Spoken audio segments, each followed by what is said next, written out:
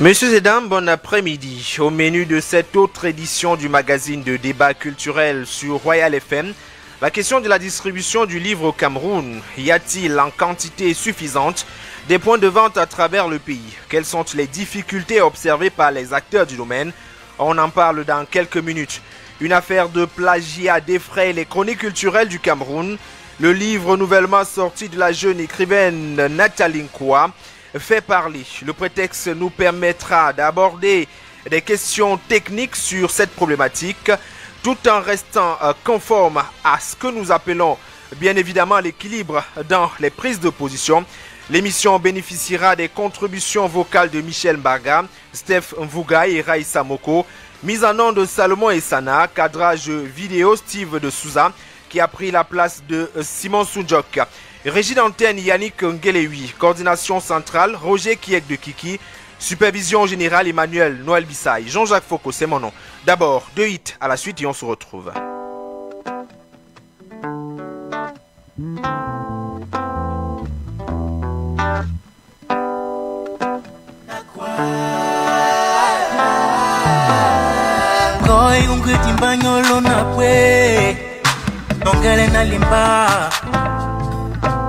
Asitana santana yene beti Imbaka pimbimbi mulema Yanga mena bile waka sambo Yanga mena lele waka nyongo Tu as l'art de m'éblouir Même dans le noir, surtout dans le noir.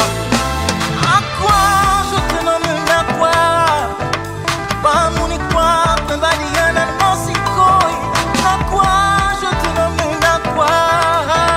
Pas mon quoi, pas badiana non si koi.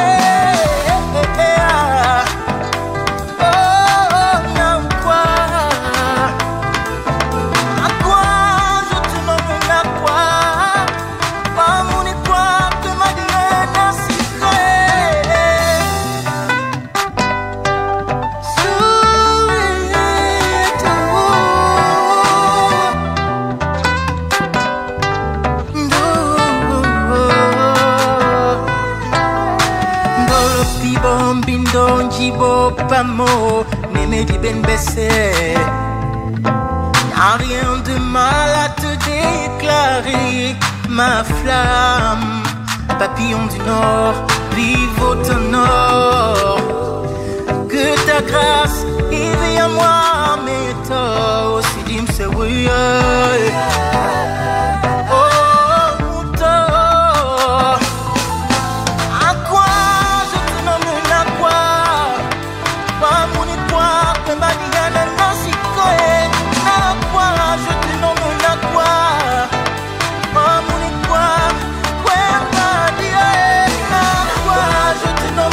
What?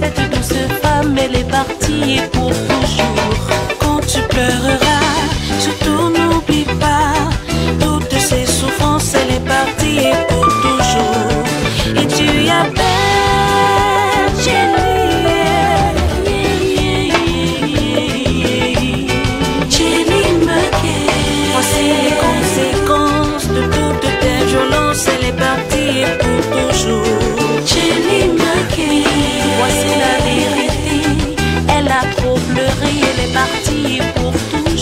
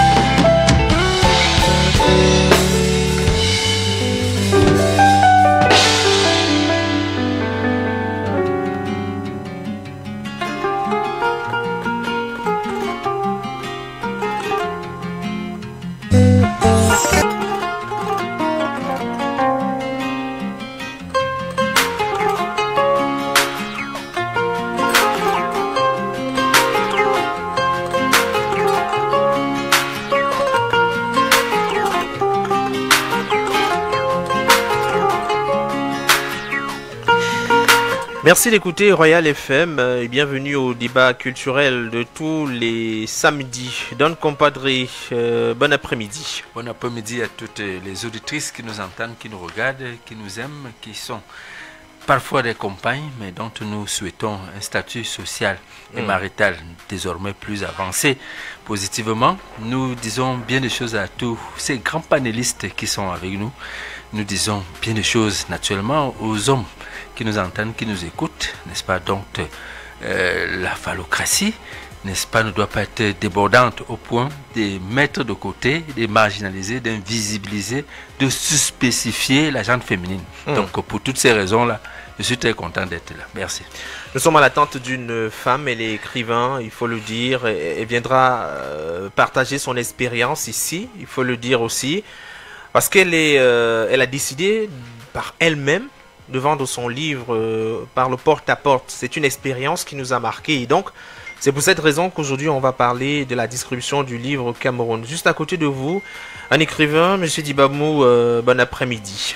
Bon après-midi Jean-Jacques Foucault et bon après-midi à tous vos auditeurs. C'est un plaisir de vous accueillir ici une fois de plus, mais cette fois-ci dans le cadre d'un débat pour parler du livre. À votre niveau, votre dernier ouvrage, il se porte bien, il se vend, il est disponible partout? Écoutez, on est dans un ère de marketing digital assez particulier. Oui. Donc généralement, c'est l'auteur ne contrôle pas les ventes. C'est l'éditeur qui le fait. Oui. Et après, au bout d'un an, ça dépend des politiques, il vous reverse ce qui vous revient. Donc à mon niveau, je ne peux pas encore vous dire combien de ventes. Voilà, je peux simplement vous dire que les dédicaces, les cérémonies ont eu lieu et les stocks qui reviennent généralement à l'auteur, les stocks gratuits, hors taxe. Donc moi je les ai écoulés et voilà, généralement j'en demande, j'en achète à un prix auteur auprès de mon éditeur. Tout à fait. Alors juste, vous avez parlé il y a un instant d'éditeur. Nous avons juste à côté de nous Jacques Koukam, qui est bien évidemment des éditions La Matin. Cher monsieur, bon après-midi. Bon après-midi Jean-Jacques. C'est un plaisir de vous accueillir dans les studios de Royal FM. Moi également, c'est un plaisir. Merci aux auteurs. Quand j'ai écouté notre auteur de tout à l'heure, voilà, je me suis dit, pour une fois, si on peut organiser un débat entre éditeur et auteur, on peut peut-être comprendre ce qui se passe dans la filiale du livre. On espère qu'au bout de l'émission, chacun aura apporté sa contribution pour faire que ça progresse véritablement dans le secteur livre aujourd'hui. Moi également, je l'espère. Michel Mbarga, bon après-midi. Bon après-midi Jean-Jacques Foucault, bon après-midi à tous vos panélistes, bon après-midi à tous nos audio téléspectateurs, on va dire ça comme ça. Bienvenue dans l'industrie de la distribution du livre au Cameroun, un secteur en proie à de nombreuses difficultés qui ne suscite pas automatiquement l'envie de lire. Michel Mbarga. L'industrie de la distribution du livre au Cameroun se porte comme quasiment toutes les autres industries camerounaises, embryonnaires, artisanales, ou simplement en lambeaux effilochés pour les plus extrêmes. Marie-Bertille Mawem est auteure et promotrice de l'association Les Fous du Livre. Lorsque tu sors ton livre, parfois même sur les plateaux, l'éditeur ne t'accompagne pas. L'éditeur te lâche juste après la publication. Parfois même la dédicace, elle est organisée par toi-même. Donc pour dire quoi? Pour dire que l'auteur ne peut pas réellement parler de la distribution du livre au Cameroun parce que l'auteur, ses livres sont au chevet de son lit et parfois c'est quelques relations le jour de la dédicace qui viennent prendre. Parfois, si quelques journaux ont pu écrire et que quelqu'un rencontre et peut être intéressé par le titre, là, la personne peut vous joindre. Mais en réalité, les distributeurs du livre, on les compte réellement. Ils ne sont pas nombreux. Quelques librairies ici et là, certes, mais la scène littéraire en elle-même présente un visage pâle et indigent. La professionnalisation ici est dans la tête, ou mieux dans les pages de quelques livres, et la distribution se feuillette page après page. Ajoutez à cela la timide participation du ministère des Arts et de la Culture, on imagine que l'épilogue de la distribution du livre au Cameroun est loin d'être gai. Tout ce qu'il faut évidemment pour refroidir mécènes, sponsors et potentiels investisseurs. Marie-Bertille Mawem. La solution, c'est que le ministère se jette à l'eau pour soutenir ceux qui ont la bonne volonté de créer cette distribution. Ceux même-là qui font la promotion du livre, parce que on peut ne pas avoir des points de vente, mais promouvoir le livre, c'est déjà une bonne partie de distribution, parce que lorsqu'on vous contacte pour un livre, vous pouvez le livrer. Donc, je pense qu'il y a ce soutien-là qu'on devrait apporter de plus en plus afin que la situation soit plus digeste.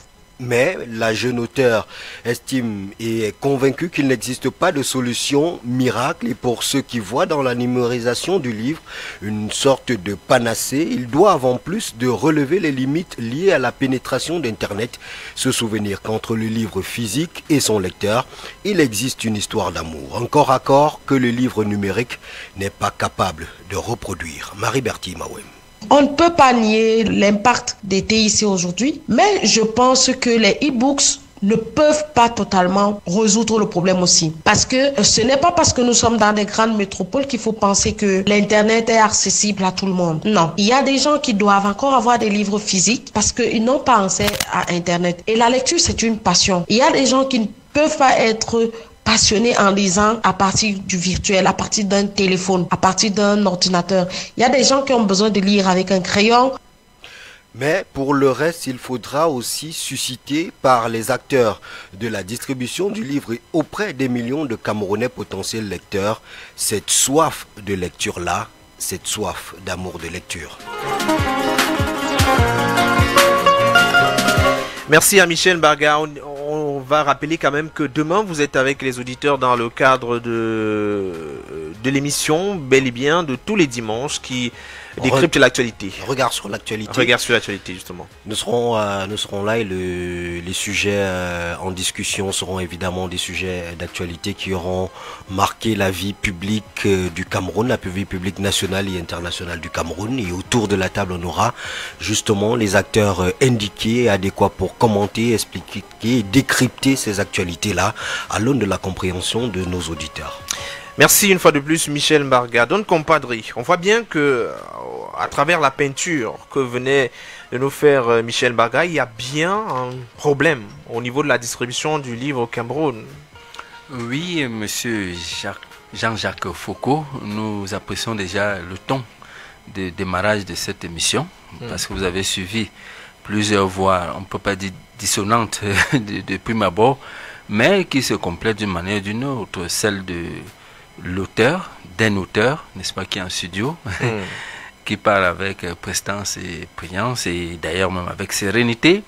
Nous avons entendu la réplique polie de monsieur l'éditeur, qui représente toute une émission, et toute une maison d'édition, très connue d'ailleurs de la place. Nous pouvons nous déployer désormais en toute tranquillité, après avoir suivi aussi monsieur Mbarga tout à l'heure là, qui posait les jalons, n'est-ce pas, heuristiques. Nous osons croire que nous allons dévoiler, découvrir beaucoup de choses aujourd'hui de toute cette émission.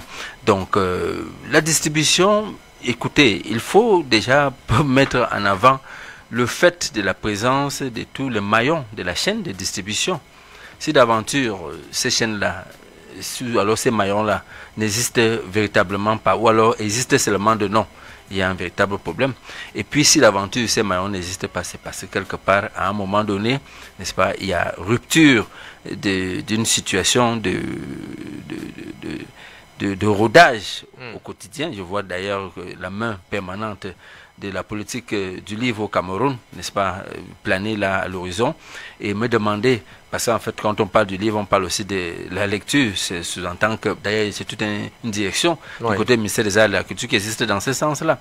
Donc, est-ce que ça peut clocher à ce niveau-là? Parce que c'est pour vous dire déjà d'entrée de jeu que la distribution n'est pas présente dans mon esprit, n'est pas non plus présente dans l'esprit de ceux qui observent, comme moi, n'est-ce pas, cette chaîne de distribution-là. Alors, quel serait donc le problème? Est-ce que c'est au niveau de l'imprimerie? Est-ce que c'est au niveau des libraires? Est-ce que c'est au niveau des décideurs politiques? Est-ce que c'est au niveau des infographistes? Je ne pense pas, parce que là, eux, ils interviennent à un certain petit niveau de la chaîne. Est-ce que c'est au niveau des diffuseurs?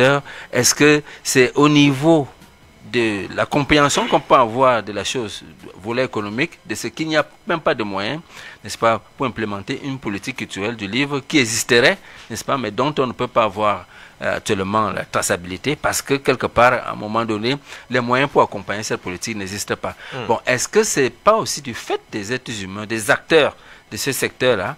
Est-ce que finalement, en fin de compte, le domaine de la culture et des arts est maudit? Parce qu'en fait, la maudisstion... On va pas aller jusque-là. Non, mais écoutez, parce que chaque secteur, chaque fois que vous prenez un secteur d'activité artistique et culturelle au Cameroun, dès qu'on commence à le décrypter, dès que vous commencez à faire une analyse en profondeur, vous vous rendez compte, en fin de compte, qu'il y a toujours quelque chose, quelque part, qui ne va pas. Et parfois, ce qui ne va pas ne peut pas être aussi compliqué à solutionner que ça. Oui. Donc, c'est pour cela qu'on parle de maudition pour attaquer un concept de Raphaël Confiant, en remplacement du mot malédiction, pour signifier symboliquement que la chose-là a dépassé la véritable place où la première chose devait souvent s'asseoir. Malencontreusement pour nous qui observons, nous nous rendons compte qu'il y a beaucoup de choses à faire. Donc voilà mon premier jet. Oui.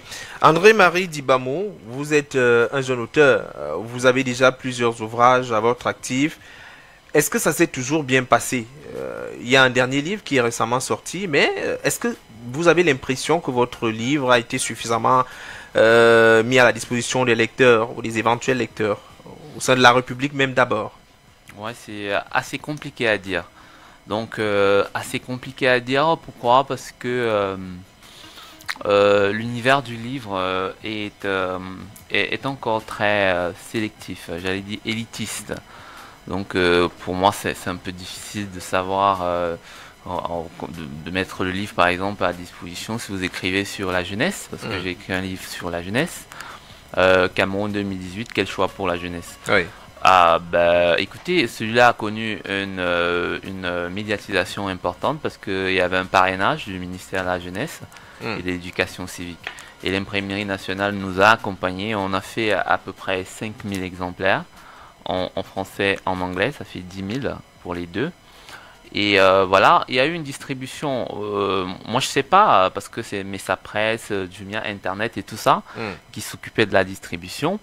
Et moi, j'avais mon stock, j'avais à peu près 2000 exemplaires. Donc, moi, j'ai été payé par mon éditeur en espèces. C'est-à-dire, je dis, bon, ok, on fait. Et puis, la quote-part qui te revient là, on te verse 1000 exemplaires et tu te débrouilles à les distribuer. Personnellement, je les ai tous distribués. Maintenant, quand j'étais ici, il y a un camarade, parce que je suis aussi au CNJC, au Conseil national de la jeunesse du Cameroun, un délégué national de Marois, qui me dit, qui est également délégué des étudiants à Marois. Il me dit, mon cher ami, tu m'as pas dit que tu as écrit des livres. Je lui dis, mais comment ça? Il me dit, écoute, je suis à une foire des livres là, les livres sont exposés et je vois ta photo. J'ai dit à mes amis, je connais ce monsieur. Donc, je sais pas comment le livre est arrivé à Marois. Écoutez, et puis j'ai également, par exemple, mon beau-père, lui, il est à Milouz, en France. Donc, voilà. Parfois même, on dit que le livre est plus disponible à l'extérieur et pas nécessairement au Cameroun même. Je lui ai envoyé un ouvrage et puis je suppose que c'est de bouche à oreille, peut-être que le voisin a lu, peut-être qu'on me connaît déjà de ce côté-là. Donc bref, je reviens à la question de la distribution. J'ai entendu une dame tout à l'heure qui disait en fait... Auteur, Marie Berthilde. Oui, elle est également les fous du livre, c'est la présidente des fous du livre. J'ai eu à la rencontrer, c'est une dame formidable. Je profite pour lui dire un bonjour. Et donc je dis que c'est une idée formidable, les fous du livre, pour la distribution. Donc la distribution, c'est un problème, vous voyez? Donc moi, mon livre est parti comme ça, je ne sais pas comment, pour distribuer 10 livres. J'en ai payé en termes de frais de transport, en frais de déplacement, donc j'ai rien. Et puis quand je vais dans le bureau d'un tonton pour lui dire, écoute, il y a un livre là, ça coûte 10 000 francs, il vous dit c'est très cher. Donc voilà. Donc oui, également, vous avez fait du porte-à-porte parfois pour vendre votre ouvrage. Non, mais on le fait toujours, tous les auteurs le font. Tous les auteurs le font. Maintenant, il y en a qui ont la chance d'avoir des commandes importantes, c'est-à-dire de l'institutionnel. Regardez par exemple le livre que je fais avec Nadibert en Larimbert sur le choix de la jeunesse. Je profite pour le saluer également avec Robert Kwamou, qui est un très grand éditeur, les éditions Akomamba. Donc le livre que je fais donc sur le choix de la jeunesse, par exemple, on l'a édité, je sais pas, à 5 000, je vous dis 5 000 en français, 5 000 en anglais, ça fait 10 000. Donc je sais pas comment on fait pour distribuer, mais par exemple le ministère lui-même, il prend un stock, vous voyez, et ses collègues du gouvernement peuvent prendre des stocks, et puis vous vous retrouvez à liquider 10 000 ouvrages. Peut-être ça c'est un cas spécifique. C'est un cas spécifique qui ne s'applique pas à tout le monde. Jacques Wickham, nous avons une jeune écrivaine, il faut le dire, qui nous faisait savoir quand même qu'elle avait eu à faire le porte-à-porte pour distribuer son livre. Tout à l'heure, André-Marie Dibamo nous dit que c'est pareil. Comment l'écrivain se retrouve dans ce rôle-là, alors qu'on semble être véritablement plongé dans l'activité de l'éditeur, qui devrait se charger naturellement de faire ce travail? Merci pour la question, mais je dois dire que c'est assez compliqué le métier d'éditeur. D'abord, parce qu'il faut recentrer la thématique sur ce que représente le livre. C'est quoi le livre quand on tient un livre en main? Dans une politique nationale, dans une politique sous-régionale ou africaine, c'est quoi le livre? Le carburant, on le trouve partout. Et à côté des stations d'essence, vous avez le zoazoa en route. C'est-à-dire, vous ne manquerez pas le crédit de téléphone. Les unités de téléphone, vous les trouvez partout. Mais est-ce que le livre a le même intérêt que le carburant ou que les unités du téléphone? Tout est joué à ce niveau. Quelle est la question centrale? C'est quelle est la place que nous accordons au livre. À mon sens, le livre, c'est l'âme d'une société. C'est-à-dire que quand le grand frère qui est là ne sera pas là, la seule chose qui peut signifier sa présence, qui peut signifier tout ce qu'il a défendu, c'est le livre. C'est la seule chose. C'est la seule chose. Nous allons parler, on a cité au moins 2 ou 3 auteurs sur ce plateau. Donc à partir du moment où on se dit, voici le livre qui est l'essentiel de ce que nous sommes et de ce que nous devons être, on peut accoler à ce processus une démarche. Est-ce que cela veut dire qu'on accorde moins d'importance au livre?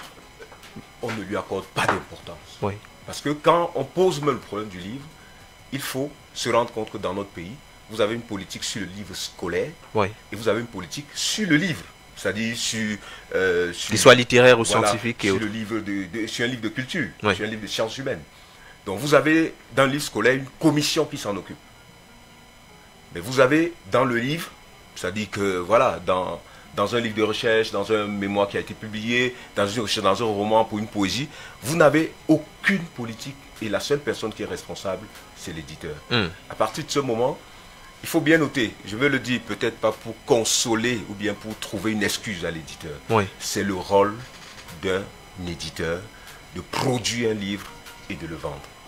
Sauf que dans le contexte que je viens de décrire, l'éditeur est obligé de s'associer des partenaires. Ils peuvent être l'auteur. Quand vous faites un projet, vous êtes le premier à y croire, à savoir où est-ce qu'il peut être placé. C'est un peu ça la politique là maintenant. Quand on vous dit vous prenez 75, en réalité, on se dit, si vous ne posez pas ces livres sur vos traces, nous on ne pourra pas. Parce que vous avez fait un projet que vous y croyez en premier. Vous êtes sûr que vous pouvez le placer. Voilà, prenez 75, placez-le et les autres sauront que le livre existe. Et comme le livre se vend sur la durée, vous avez des livres qui peuvent ne pas... Son livre peut ne pas prendre. Il a publié en 2018.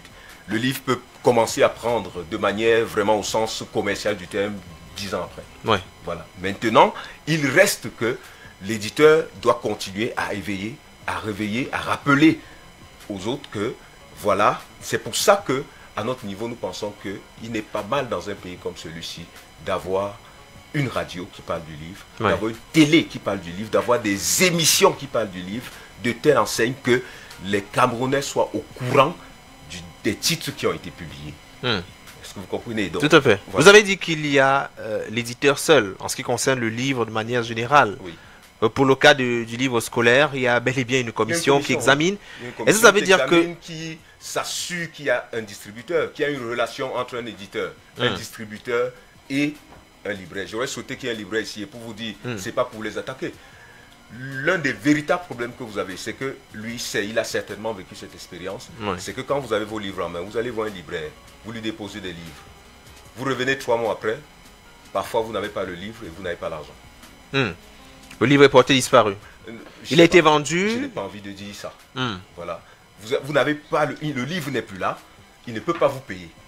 Donc du coup, qu'est-ce que vous faites? Vous expliquez quoi à un auteur? Vous décidez parfois de trouver vos propres moyens. Dans tous les cas, à notre niveau, nous avons choisi d'acheter. On a 2 motos actuellement, une à Yaoundé, une à Douala, pour marcher. C'est-à-dire qu'on identifie un titre et les lieux potentiels de besoin. Oui. Et on approche ces lieux avec le livre. Voilà l'effort que nous essayons de faire. Mais on ne peut pas le faire, il faut que les auteurs le comprennent une fois pour toutes, on ne peut pas le faire sans l'accompagnement des auteurs. On ne va pas dire qu'on s'en débarrasse, non. On ne s'en débarrasse pas, mais on doit le faire avec l'accompagnement des auteurs qui doivent de temps en temps vous dire, il y a un forum culturel à tel endroit quand il a l'information. Si vous mettez 10 exemplaires là-bas, peut-être que on parviendrait, peut-être pas à vendre, mais à faire savoir dans ce milieu que le livre existe. Parce que justement, le livre, c'est la dernière chose dont les gens en ont besoin. Oui.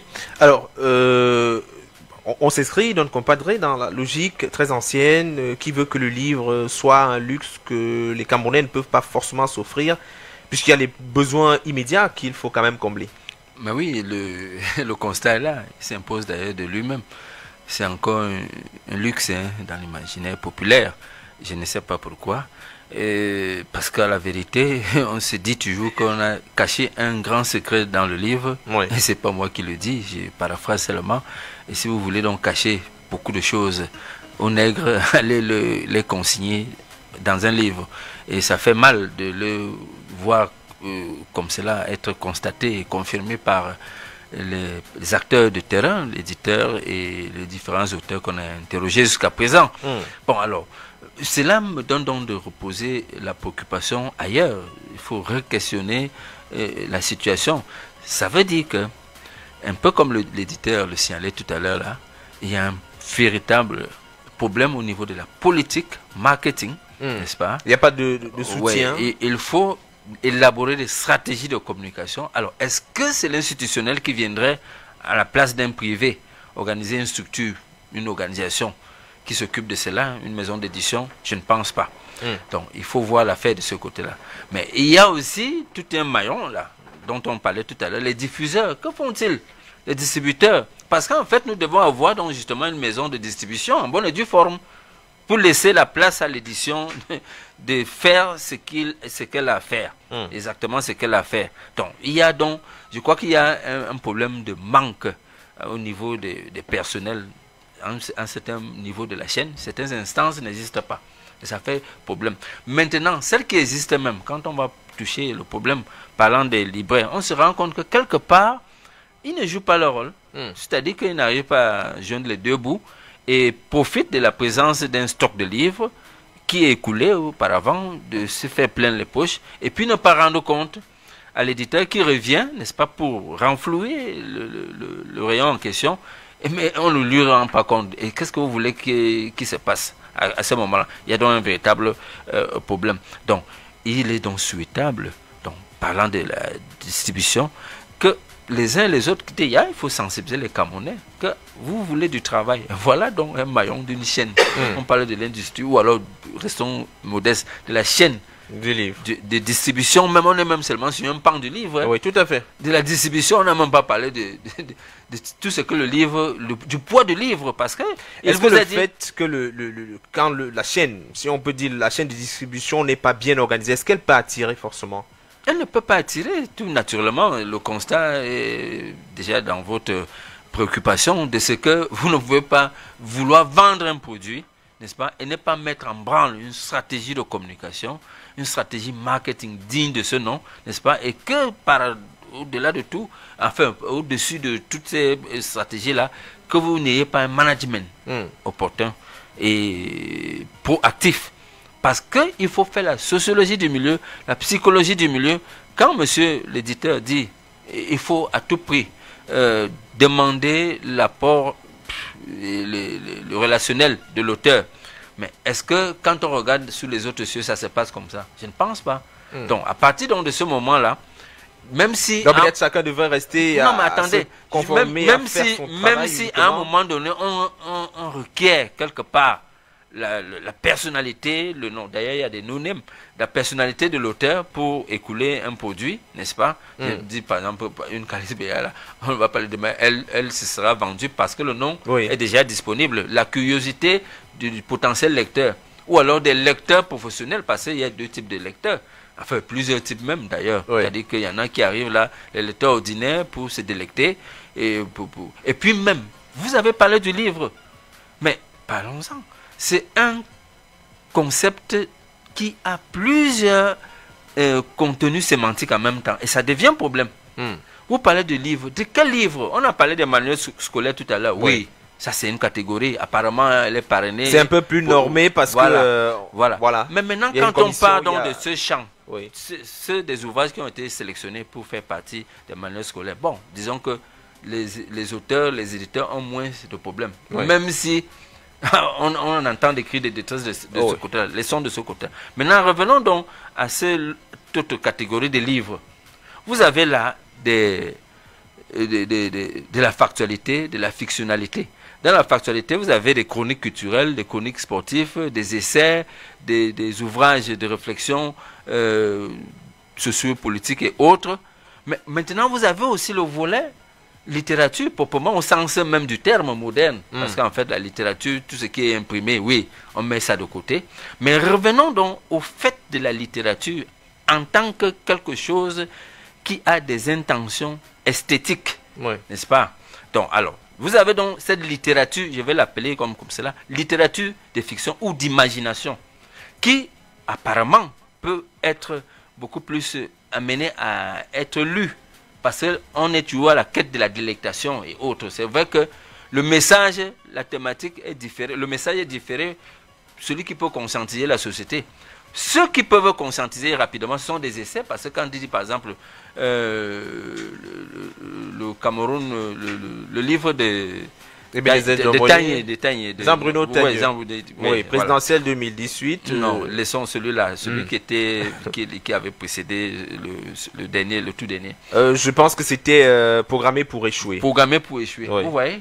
Donc, alors, lui, il est dans la factualité. Mais ce livre-là, rien que par le titre, rien que par l'engouement que les Camerounais ont autour de leur équipe nationale, n'est-ce pas, peut donner à lui. Il y a la thématique qui parle. Que ce soit les gouvernants, que ce soit les curieux et autres. Vous avez aussi vu Charles Ateba, il en a joué sur ce volet actualité-là, n'est-ce pas, pour vendre ses livres. Donc, j'ai dit donc il y a donc une stratégie, il faut savoir faire la psychologie du milieu, la sociologie du milieu. Mais attendez, ne demandez pas à l'éditeur, à la maison d'édition, n'est-ce pas, de rentrer dans toutes ces connexions-là. Donc, il faut une autre structure intermédiaire, celle des diffuseurs, celle des distributeurs, apparemment qui n'existe pas. On a parlé de Message Presse. Bon, Message Presse, si d'aventure, Message Presse s'occupe justement de la presse. Que cette entreprise va même survivre, parce qu'en ce moment, il y a des... Bon, vous avez aussi eu de temps en temps, on a souvent évoqué le nom pour ce PKM et autres. Mais en fait, il y en a qui ont une mission première. Ils ne viennent en appui.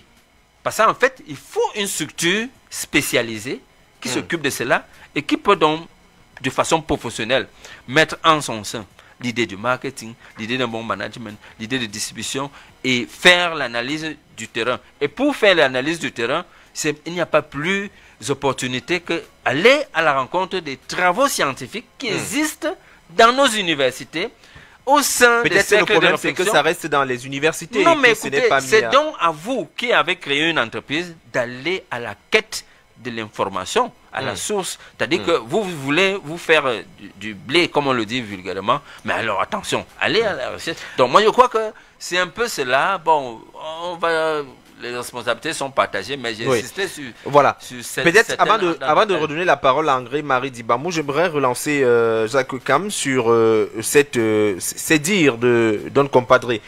Le fait d'appeler les écrivains à se mettre à contribution pour justement distribuer également le livre, est-ce qu'il ne faut pas compter avec les noms? Mais lorsqu'on a des écrivains qui n'ont pas encore de nom, comment cela est possible? Il ne faudrait pas qu'on fasse d'amalgame. Aucun éditeur ne peut savoir que mon livre sera acheté à tel endroit et ne pas porter le livre là-bas. Aucun. Quand vous produisez, c'est avec beaucoup de douleur que vous stockez. Vraiment, parce que les livres sont là. C'est pas que les livres n'existent pas. Aucun éditeur ne peut le faire. Mais le problème, c'est le retenti, la réponse sur le terrain. Oui. Voilà un auteur qui a publié, il peut vous faire son témoignage. C'est-à-dire, vous arrivez sur le terrain, vous avez les livres sont là. Parfois, on vous a dit, venez avec les livres, on va les acheter. Mais le problème, c'est que, justement, vous n'avez pas, au bout de la chaîne, quelqu'un qui prend. Parfois, si vous allez dans un milieu qui est le vôtre, on va vous dire, combien de fois on vous a dit, offre-nous des exemplaires. C'est ce qu'on dit aux éditeurs, c'est ce qu'on dit aux auteurs. Offre-nous des exemplaires. Oui. Parce qu'en réalité, les gens n'ont pas appris à lire. Derrière, il doit avoir, tant que, Don Compadre, vraiment, je respecte ce qu'il dit, Oui. mais tant que les gens ne savent pas qu'on doit être tout le temps avec un livre, c'est-à-dire que quand on n'a pas de livre à lire, on doit s'inquiéter. Tant qu'on n'arrive pas à ça, il va être difficile. Parce que je vous dis bien, personne ne peut savoir que je peux vendre ne serait-ce que 2 livres à tel endroit et ne pas porter le livre à cet endroit. Mais c'est parce que d'expérience, vous avez porté les livres. Vous avez dit tout à l'heure, vous connaissez le cas Messa Presse. Oui. Mais c'est parce que c'est des gens qui distribuent des livres dans le Cameroun. Oui. Mais vous vous rendez compte que ça ne marche pas. Je vous prends un exemple simple. J'ai un de mes enseignants que je ne vais pas citer, qui était doyen d'établissement. Il dit, il a le Cameroun Tribune tous les jours. Son collègue universitaire arrive au bureau. J'espère qu'il m'écoute. Son collègue universitaire arrive au bureau et il lui dit, qu'est-ce qu'il y a dans le Cameroun Tribune d'aujourd'hui? Il dit, voilà, ça prend, tu lis. Il dit, mais tu as déjà lu. Mais raconte-moi ce qu'il y a dedans. Là, nous sommes à l'université, attention. Oui. Nous sommes à l'université. Mais attendez, vous voulez que ça se passe comment ailleurs? C'est là le problème. Et il est important que, peut-être que les éditeurs, les auteurs, et peut-être autour du ministère de la Culture, Oui. qu'on réussisse à faire lire les enfants, en espérant que dans 15, dans 20 ans, on aurait des jeunes gens qui ont envie d'aller vers le livre comme ils vont vers la bière. Oui. Oui.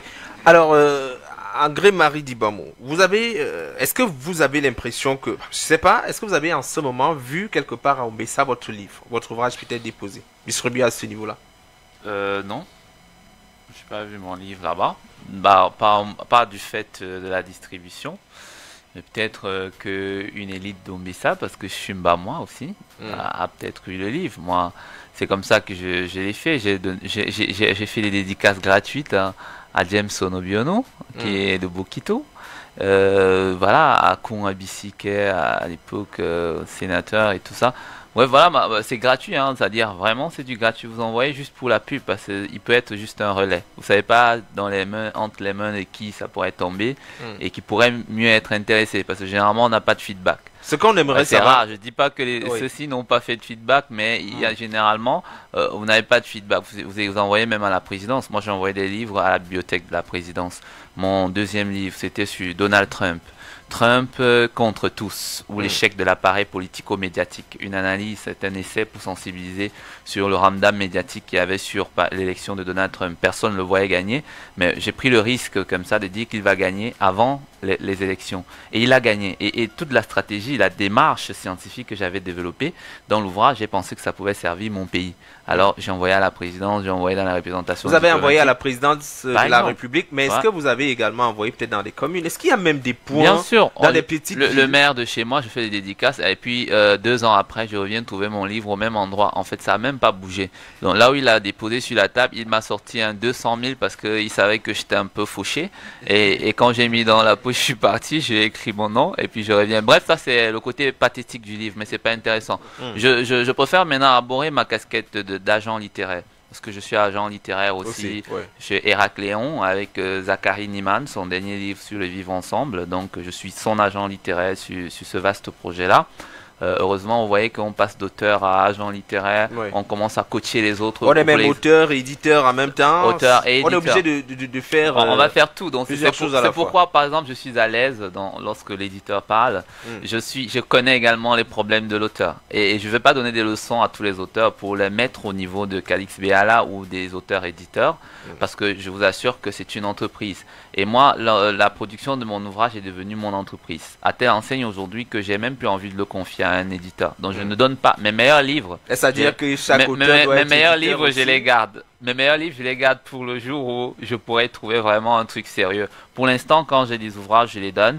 Mon prochain ouvrage, vous avez fait allusion et peut-être que j'en profiterai. On est toujours dans le débat, de toutes les façons, dans le livre, comment il se porte et la distribution. Alors, mon dernier débat, j'ai une technique aussi pour mieux distribuer, c'est les préfaciers. Donc, qu'est-ce que je fais? Un nom connu. Un nom connu. Donc, du coup, ça aussi, on va vers la cible directe, quoi. On est pragmatique, voilà. Alors, j'ai un livre j'ai proposé une préface au professeur Emmanuel Pondi pour mon premier livre. Bon, on n'était pas d'accord sur les orientations. On s'est gâté.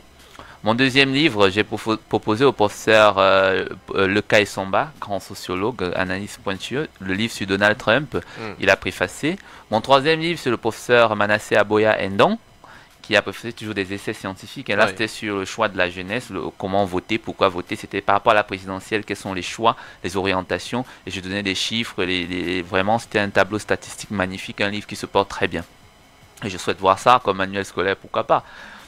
Et mon quatrième livre, c'est le professeur Jacques Famdongo qui l'a préfacé, de la présidentielle 2018, théorie mathématique de la victoire de Paul Biya. C'était encore ponctuel. Vous voyez, je sors une théorie mathématique, on me dit, bah écoute, il y a déjà une théorie arithmétique qui existe. Là, on parle peut-être du plagiat, mais je dis non, c'est une théorie arithmétique. C'était des calculs, on disait, comité central, etc. Moi, je vous parle de mathématiques. Donc, la mathématique est un peu plus costaud que l'arithmétique. L'arithmétique n'est qu'une branche de la mathématique. Donc, cela ne m'a pas découragé. J'ai fait mon carnet de route en 400 pages. J'ai dit que de mon retour du terrain, parce que j'ai suivi, c'est ça aussi l'écrivain. Je suis allé dans tous les candidats et quand je reviens, je le fais. Le professeur Jacques Famdongo le fait parce que c'est un grand universitaire, un grand phanéroscope, parce qu'il fait des calculs mathématiques, il aime bien les chiffres. Et moi, je me suis dit, si j'étais dans les chiffres, dans une théorie mathématique d'une victoire, c'est-à-dire l'abstraction totale, dans la fiction mathématique, alors je vais voir le maître. Et le livre se porte bien. Le dernier, donc, bon, le cinquième, moi-même, je le préface parce que je me dis, j'ai quand même le droit, j'ai de confier à beaucoup de profs. Finalement, c'est mon livre ou bien c'est le livre de quelqu'un. Bon, maintenant, c'est vrai que c'est une stratégie qui peut marcher, mais tout le monde n'a pas l'opportunité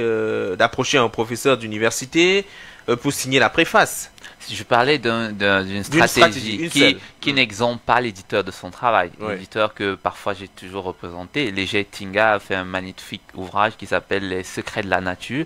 Je ne sais pas si vous avez lu cet ouvrage. Et voilà, je représentais l'éditeur à la cérémonie de dédicace à la CNPS. Donc, je comprends. Tout le monde ne peut peut-être pas avoir. Mais entendez, on n'écrit pas. Bon, je vais être un peu. Je vais prêcher pour la chapelle d'écrivains. Écoutez, dans la pyramide des besoins de Maslow, vous voyez, l'écriture arrive au sommet. Vous comprenez un peu? Donc moi, je ne vais pas misérabiliser ma situation en tant qu'auteur. Ok? Si j'ai écrit, c'est parce que j'ai plus faim. Vous comprenez? Si j'écris, c'est parce que j'ai envie d'écrire, quoi. J'aime écrire, je veux partager mes opinions. Peut-être que j'aime pas trop bavader, je peux aller à la télé, mais je veux donc dire ce que je pense de mon pays. Ah oui, c'est ça. Écrit pour moi. Alors pour les autres, c'est peut-être écrit pour être multimilliardaire. Je vais vous raconter l'histoire de best-seller, celui qui a écrit Da Vinci Code, comment il s'appelle, l'américain qui il a fait aussi les vous allez forcément le retrouver. Très bien. Alors l'auteur de Da Vinci Code, Dan Brown. Dan Brown, il a fait des best-sellers actuellement dans le monde entier. C'est lui qui vend plus que tout le monde. Mais Dan Brown a commencé comment? Il a fait un premier livre. C'était un anonyme. C'était en Australie. Ça n'a rien donné. Deuxième, troisième, quatrième. C'est au bout du 5e livre quand il vient avec les symboles perdus. Et les symboles perdus, les secrets du Vatican. Ensuite, le Da Vinci Code. Il est clos et puis il devient célèbre. Aujourd'hui, il ne vit même pas de sa vente du livre. Il a créé une fondation qui gère les ventes. Mais lui, qu'est-ce qu'il fait? Il donne des conférences sur les thématiques. Moi, j'écris un livre sur Facebook. Vous pensez que je sais même pas comment il se... Moi, je veux même pas savoir comment il se comporte. Mais ce que j'ai gagné derrière, c'est-à-dire à l'exposition, des thématiques, les conférences dans les universités, dans les instituts, les grandes firmes multinationales qui veulent éduquer, parce que le sous-titre c'est comment réussir sa vie d'internaute, comment allier le travail avec Internet aujourd'hui qui occupe une place. Peut-être c'est la deuxième thématique où on parlait de numériser le livre. Mais finalement, comment vivre dans ce monde virtuel en ayant les pieds sur terre. Et c'est un rôle que l'éditeur doit jouer dans la distribution numérique, qui est un facteur, qui est un aspect de la distribution qui est négligé au Cameroun, mais qui pourtant au sein de la jeunesse a pignon sur rue. Donc si nous avons une obligation de garder le livre physique encore que je n'ai rien contre Harmattan, il y a des types de papiers. Voilà, vous avez des papiers bouffants, qui sont les papiers du livre même, des papiers qui sont sombres là, parce que ça ne fatigue pas à la vue quand vous lisez. Quand vous lisez un livre tout blanc, la plupart des livres d'Harmattan, c'est tout blanc. Moi, j'aime pas les auteurs en tout blanc. Quand je vous dis, si vous êtes capable de me produire mon livre beige là, ma couleur du livre, l'ancien livre là, la Bible, la couleur là, c'est ça le livre. C'est ça aussi le toucher. Donc voilà, c'est ce que j'ai rendu. Je pense que vous avez mis les pieds dans le plat en parlant de numérisation. Est-ce que la numérisation vient résoudre un problème? On va le dire, c'est difficile de trouver en Guelmodoga des points de vente Harmattan du livre ou bien d'autres auteurs, je sais pas, d'autres éditeurs. C'est quand même difficile de trouver des points de vente dans des petites villes. Est-ce qu'avec l'arrivée de la numérisation du livre, on peut résoudre ce problème-là? C'est bien complexe, Jean-Jacques. C'est bien complexe. Il faudrait qu'on fasse le choix. Il faudrait qu'on fasse le choix entre le livre qui peut rapporter quelque chose et le livre en tant qu'outil de culture. Si le livre doit être numérisé, il faut absolument qu'il soit subventionné. Sinon, l'auteur, l'éditeur ne vivra pas de son œuvre. Parce que, vous imaginez, vous réussissez à numériser votre livre, vous commencez à le vendre, il commence à circuler sur WhatsApp. Il est téléchargé, partout. Tout le monde. Il y a des maisons d'édition comme la nôtre qui réussissent à numériser le livre, mais le système de protection qui est derrière est très important. Et en termes de numérique, il faut toujours savoir que un bonhomme, quel que soit l'endroit où il se situe dans le monde, peut trouver une clé. C'est-à-dire, vous n'avez aucun système de protection fiable. S'il y a des gens qui ont réussi à pirater les comptes des gens comme Michael, vous savez bien que, vous comprenez que vous n'aurez jamais le meilleur système de protection. Sinon, votre livre, dès qu'il a commencé à sortir, commence à circuler dans les téléphones. Et à partir de ce moment, il faudrait bien renoncer à... C'est-à-dire, il faut se dire, j'ai produit pour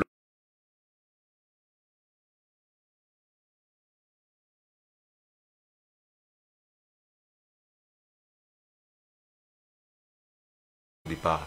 Il faut bien savoir pourquoi le livre. Le livre, c'est pourquoi. Qu'est-ce qu'on cherche? Qu'est-ce qu'on veut? Il faut qu'on apprenne aux gens à lire. Il faut qu'à l'école, vous avez des gens qui font des thèses. Je m'excuse, hein. Vous avez des gens qui ont terminé une thèse et qui n'ont jamais lu un livre de la première à la dernière page. C'est un fait. C'est un fait. Je dis, il a fait une thèse, il n'a jamais lu un livre de la première à la dernière page. Ça existe. Vous avez des gens qui passent le baccalauréat qui n'ont jamais lu 10 pages d'un livre. Avec les résumés aujourd'hui qu'on peut trouver sur Internet. C'est-à-dire vous avez des thèses qui se font comme ça. Vous avez des gens qui téléchargent, qui volent des travaux. Vous laissez votre travail numérique en train de circuler. Un bonhomme prend, il enlève votre nom, il met le sien. Il va soutenir ça quelque part. C'est ça la réalité qui est sur le... Maintenant, il faut bien qu'on sache. Qu'est-ce qu'on veut? Est-ce qu'on veut un livre qui produit des revenus? Ou alors, on veut un livre pour la culture? Entre les deux, il faut chercher le moyen terme. Le moyen terme, c'est quoi? Il faut qu'on réussisse. Il faut qu'on réussisse à, puisque vous avez parlé du numérique, il faut qu'on réussisse à se dire, si le livre circule numériquement, voilà, qu'on sache que bon, voilà, et évidemment, voici ce qu'on cherche. L'objectif, c'est ceci. Qu'on définisse ensemble cet objectif. Si le livre doit circuler physiquement, il faut bien qu'on sache qu'il a des charges, il a des responsabilités, et ainsi de suite. C'est des choix à faire. C'est des choix à faire. Le plus compliqué, c'est comme il disait tout à l'heure, c'est que vous avez offert un livre à quelqu'un, vous revenez 3 mois après, le livre au même endroit. Il n'a pas lu. Et vous avez parmi ceux qui vous achètent des livres, des gens qui achètent des livres par politesse. Tout à fait. Nous, en tant qu'éditeurs, c'est pas réluisant de savoir que les gens achètent des livres, même si les gens achetaient des livres et ne lisaient pas. Mais le problème reste là. Le problème, on reste dans la société. Le livre est là. Le livre a vocation à transformer une société. Et je me pose depuis longtemps la question sur l'évolution de la littérature camerounaise, par exemple. J'ai envie de savoir, je vous prends un exemple simple. Vous publiez un livre 6 mois après, par exemple, sur, qu'est-ce qu'il a dit tout à l'heure, Donald Trump. Donald Trump. D'accord. 6 mois plus tard, vous avez quelqu'un qui vous ramène le même titre. Il ne sait même pas que lui l'a publié. C'est justement de cela qu'on va parler dans quelques minutes. Mais il existe, hein, il faut le dire, il faut reconnaître que les éditeurs mettent sur pied des stratégies.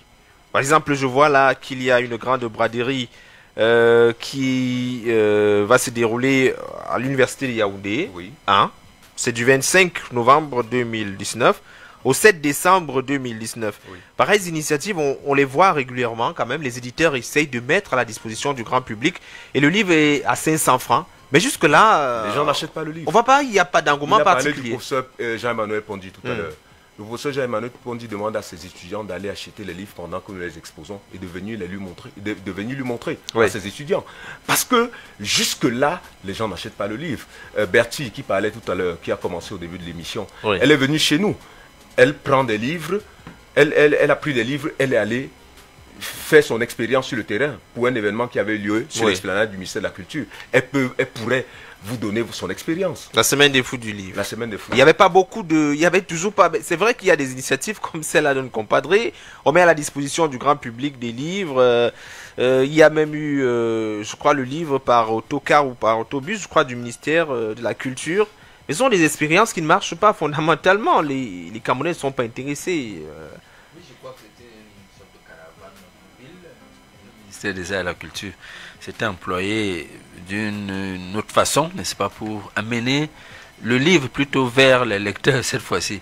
Bon, nous ne savons pas jusqu'à quel niveau ils sont arrivés. C'est vrai aussi qu'ils ne sont pas arrivés dans les... Bon, ils ne pouvaient pas, écouter. Les lieux assez reculés. Il faut avoir du personnel, il faut avoir du temps, et puis bon, il faut... Est-ce qu'il ne faut pas peut-être travailler aujourd'hui avec les mairies, par exemple? C'est-à-dire que dans chaque arrondissement, on ait peut-être une librairie, une bibliothèque municipale. Est-ce qu'on ne peut pas essayer Nous parlons aujourd'hui de décentralisation, mais écoutez, qu'on donne donc aux mairies ce qu'on doit leur donner, ce qu'on devait leur avoir donné même depuis. Ou alors, de l'autre côté, que les mairies, n'est-ce pas, s'approprient. Parce qu'en fait, à la vérité, on ne va pas attendre qu'on éduque encore les maires. Ce sont quand même des éducateurs. Ils ont été élus. Je crois qu'ils ont eu à passer un examen très fort. C'est-à-dire que la pression populaire et l'élection est haute. Bon, on ne doit pas leur apprendre. D'ailleurs, quand bien même vous êtes maire, vous avez des conseillers. Ouais. Est-ce que je ne comprends pas cette situation-là. Moi, j'ai dit, en fait, fondamentalement, pour poser le problème de la lecture, il faut dans une mentalité, n'est-ce pas? Parce qu'en fait, nous posons le problème d'ordre économique. Ouais, le livre onéreux, il est... oui, il y a un problème de politique. Ouais, mais en fait, est-ce que le Camerounais lambda veut aller vers le livre? Il y a d'abord cela. Quel est le contenu de nos livres? Il y a aussi cela. Bon, maintenant, on commence à voir, mais qui est même chargé d'amener les Camerounais à lire ou ne pas lire? Hein, si à un moment donné, parfois la censure vient s'asseoir à de mauvaises places, vous comprenez que ça crée, parfois même c'est quand vous avez censuré que les Camerounais se portent vers un ouvrage pour lire. Donc, moi j'ai dit, l'évolution de la littérature camerounaise, avec tout ce qu'on peut imaginer, parce que monsieur l'éditeur posait le problème d'une manière ou d'une autre tout à l'heure là. Effectivement, il faut une visibilité, une traçabilité. On parle de quelle année? Parce que bon, nous sommes d'une culture orale, l'oraliture, la paroliture, et tout ce que vous pouvez imaginer. Mais nous avons nos marques et nos repères historiques. Nous pouvons retracer quand même l'histoire du livre au Cameroun, du moins l'histoire de la littérature camerounaise, du moins celle écrite, parce que là on va convoquer aussi les gens de la littérature orale, parce que la définition qu'on a voulu donner de ce que l'imprimerie soit passée, ou alors fut passée à tout prix, avant qu'on ne parle du livre ou de l'écrivain, elle est presque de côté. Et même que quand vous êtes puriste dans la littérature et autres, vous n'allez pas appeler écrivains les essayistes. Je suis désolé, n'est-ce pas? Ceux qui ont écrit des chroniques sportives, culturelles et autres ne sont pas des écrivains au sens pur du terme, parce que à ce moment-là, il faut faire les choses, il faut faire la part des choses. Bon, allez chercher d'autres titres ou bien d'autres étiquettes, mais en fait, ce ne sont pas des écrivains. Et il faut parler, il faut que la science soit à sa place. Parce que tout le monde, oui, c'est dans l'imaginaire populaire, monsieur, madame, tout le monde, dès que quelqu'un a écrit, parfois même c'est une brochure, c'est-à-dire moins de 50 pages, on parle déjà du livre. Il y a un problème. Allez donc prendre la définition du livre d'après l'UNESCO, on va vous dire que c'est à partir de 50, et puis ce n'est pas des périodiques. Alors, donc, vous voyez donc que nous sommes dans une situation floue. Nous avons de 1900, peut-être 40, 30 même, disons, avec l'apparition du livre de Jean-Louis Ndjemba Moudou, Nangakon, qui était quand même le premier à écrire, mais en langue boulou. Oui. Et là même on fait encore, on dit la littérature francophone et la littérature anglophone. Donc vous voyez que la littérature écrite en langue camerounaise. Donc, qui est donc là? Parce qu'on parle beaucoup plus de vendre, de distribuer. Vous distribuez quel livre? Quelle est la nature du livre? Quel est le contenu des livres? Mais vous parlez seulement, vous dites qu'il n'y a pas une ouverture pour les livres, les gens ne lisent pas. Je vois que ça c'est tout un Mais oui, attendez, parce que le problème, important. vous parlez de lecture. Posez-vous la question, pourquoi les Camerounais refusent-ils de vous lire? Bon, s'ils refusent, on a beaucoup plus avancé le volet économique, mais maintenant il faut aussi aller voir le volet peut-être mentalité, cultiver, voilà, culture autre. avoir la culture Donc, de la lecture. Vous parlez donc d'une génération de 30 à, bon, disons de 40 à 60, 1960, une autre génération. Bon, là c'est la bonne génération, hein. D'ailleurs des classiques aujourd'hui au Cameroun, c'est Mongo Betty, c'est Ferdinand Leopold Oyono, Une vie de boy, Passé par là, Ville Cruelle, et les autres sont arrivés. Francis Bébé, l'enfant plué, le fils d'Agatha Mojo et autres, et tous les autres jeunes là ont porté la littérature. Voilà. Bon, maintenant, l'âge d'or donc de la littérature camerounaise, qui était chargé de mettre en avant cette politique-là, et puis construire dans les imageries populaires, n'est-ce pas, des schèmes de pensée qui donnent à ce que monsieur, madame, tout le monde, de temps en temps, partent vers le livre. Et puis, qu'est-ce que vous avez donné comme contenu à ces livres-là? C'est vrai qu'on s'occupe beaucoup plus des manuels scolaires aujourd'hui. On se dit que c'est le par là. Mais il y a aussi ce que les éducationnistes appellent l'école parallèle. Vous lisez en dehors des livres, d'ailleurs même pour assimiler même tous les programmes scolaires, il faut lire en dehors de ce qui n'existe pas dans les manuels scolaires. Oui. S'il vous plaît. Il y a et vous lisez dans donc du début à la fin, effectivement, parce que vous lisez même dans le paratextuel, dans le pédigraphe. Parce que je ne sais pas pourquoi quelqu'un ne pourrait pas lire un livre du début à la fin. Sinon, à un moment donné, la pensée n'est pas complète dans votre esprit. Vous qui êtes chercheur, vous qui êtes scientifique, parce qu'il a parlé de docteurs qui seraient en train d'arriver à ce niveau-là. Il y a certains. Non, mais écoutez, bon, c'est vrai qu'on n'a pas des cas connus, nous, mais il y a certainement des personnes qui de la triche. Voilà, permettez que je donne lecture de ces quelques SMS. Il s'appelle Ernest Césaire. Il est un journaliste qui travaille particulièrement dans le secteur du livre, en ce moment à Satellite FM. Il dit bonjour, le cas de l'auteur en studio est particulier car ayant bénéficié de l'accompagnement institutionnel, cependant la situation quasi totale des auteurs locaux est précaire à cause du fait qu'ils se font éditer à compte d'auteur. Ils se font éditer à compte d'auteur. Alors, à l'attention, du moins oui, justement, pour parler de l'éditeur en studio, ils devraient reconnaître que eux, les éditeurs, entretiennent un climat de méfiance vis-à-vis du peu de médias qui s'intéressent aux livres. C'est Ernest Césaire. Or, pourtant, il est souvent mentionné dans le contrat que l'éditeur s'engage à diffuser et à distribuer le livre. L'auteur paye tout à la base et après se retrouve à faire le porte-à-porte. Alors, je crois que la plupart des... en fait, Ernest Césaire parle particulièrement à l'éditeur. Déjà, l'édition à compte d'auteur, c'est une stratégie qui... Il faut qu'on se comprenne. Oui. L'édition à compte d'auteur signifie que vous portez votre projet vers un éditeur, il vous fait la facture, vous demandez un nombre d'exemplaires, il vous tire ces exemplaires et il n'a plus le droit de les tirer. C'est ça l'édition à compte d'auteur. D'accord. Il faut qu'on se comprenne. C'est pas parce que un éditeur vous demande de préacheter quelques exemplaires que vous êtes à compte d'auteur. D'accord. Il faudrait bien. Pour faire le distinguo. C'est-à-dire qu'il faut faire la différence. Et je parle de l'historique un peu chez l'Harmattan pour vous dire comment est-ce que le concept est né. C'est que l'Harmattan au départ imprimait le livre et vous donnait. Vous preniez 50 comme c'était au départ. Je ne sais pas si ça va vous déranger que je vous coupe. Prenons exceptionnellement un auditeur au téléphone. Allô. Alors, bonjour. Bonjour, à qui ai-je l'honneur? Monsieur Pierre-Marie Goda. Vous avez la parole, on vous écoute sur la radio. Merci déjà, je dis bonjour à vos panélistes et à tous vos nombreux auditeurs. Déjà, je suis vous dire, les Camerounais sont des grands lecteurs. Comprenez un petit peu. Maintenant, il s'agit maintenant, il y a des livres, notamment, non pas des romans et des livres, comme les manières scolaires et tout. Tu es obligé de voir la fin. Mais il y a des romans, par exemple, quand tu vois le début, tu peux imaginer à la fin. tu connais ce qui peut venir à la fin. Donc, tu sais que tu n'arrives plus à la fin de ça. Donc, je voulais éclaircir. D'accord, merci. Merci beaucoup. Donc, lui, vraiment, il y a des romans où on connaît la fin, et puis c'est plus utile de lire dans un adjectif. Mais peut-être qu'il faut poursuivre par l'historique de L'Harmattan. Oui, c'est-à-dire qu'on produisait des exemplaires de livres qu'on remet à l'auteur, qui doit vendre pour revenir payer l'éditeur.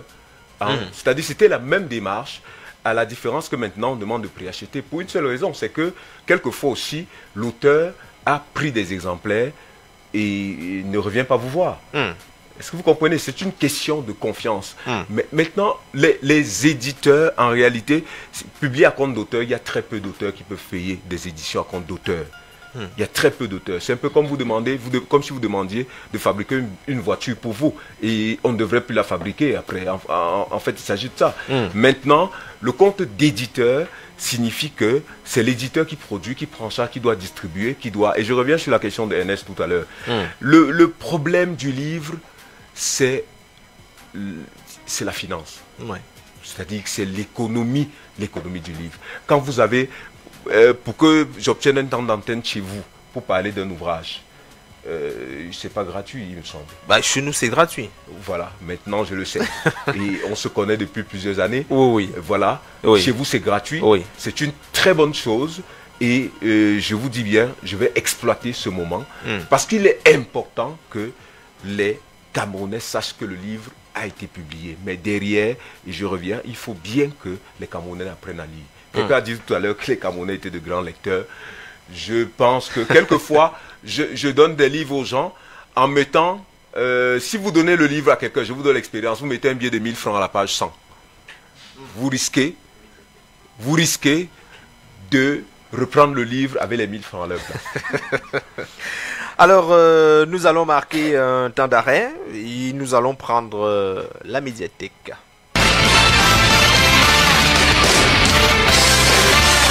Congrès info culturel, la médiathèque.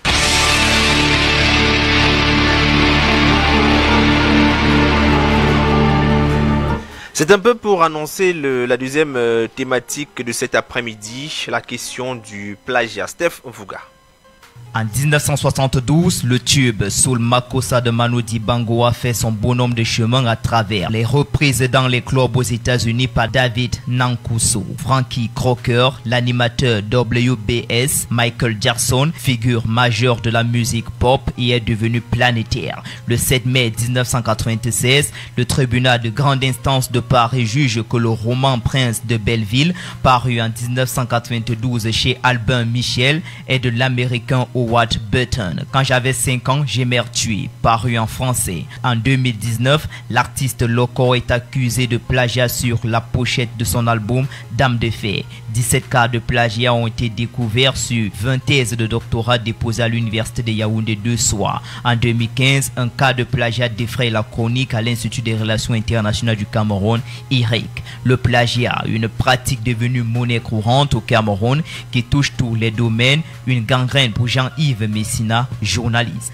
Le plagiat, c'est le fait de copier les œuvres de façon partielle ou intégrale d'un auteur et de faire croire que cette œuvre-là est le fruit de notre pensée. Le plagiat n'est rien d'autre que de la tricherie, sans attribuer la pensée ou la paternité de l'œuvre à l'auteur qui a initialement mis en œuvre cette intelligence.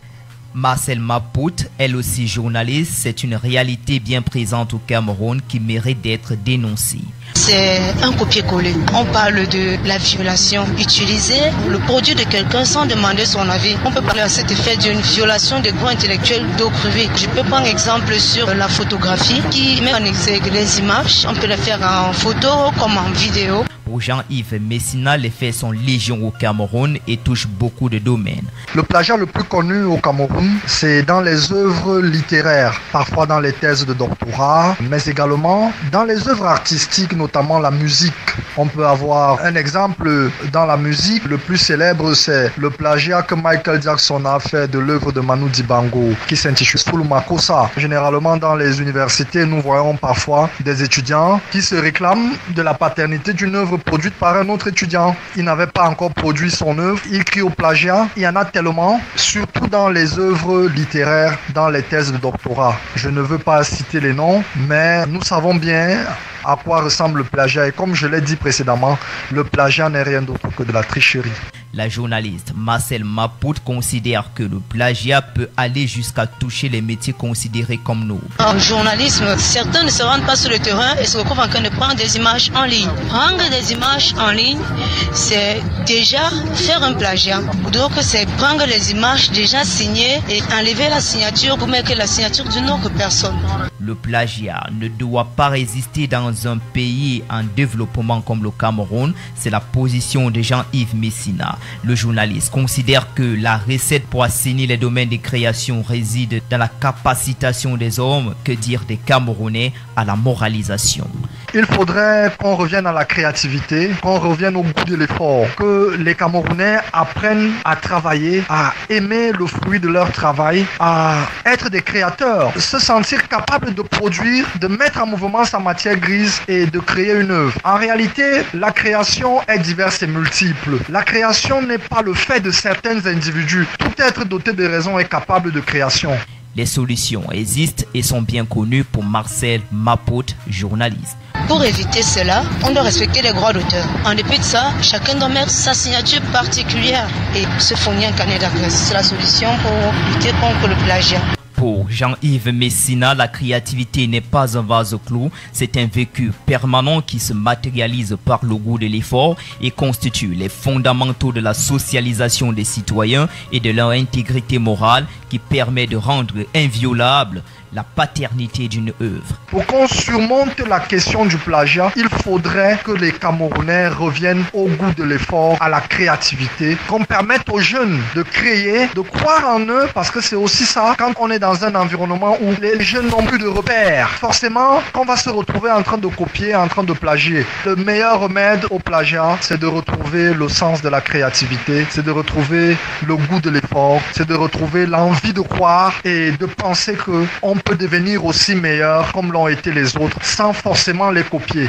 Pour cet homme de médias, la créativité est inspirée de quelque chose ou de quelqu'un et cela ne saurait être repris intégralement. Il faut retenir une chose, comme disait un auteur que j'aimais bien, Lavoisier, et si je ne m'en abuse, rien ne se crée, tout se transforme. On ne peut pas partir ex nihilo pour créer. On a toujours des modèles, on a toujours des personnes vers qui on s'inspire. On peut ne pas copier in extenso un auteur, mais on peut s'inspirer d'un auteur pour se placer au-dessus de ses épaules et regarder plus loin que lui. Et c'est ça aussi la création. Donc la création, ce n'est pas une inspiration qui sort du vide, mais qui prend appui dans une réalité qui existe déjà et qui apporte sa touche particulière pour apporter quelque chose de neuf et qui peut servir de création et d'inspiration pour les générations futures.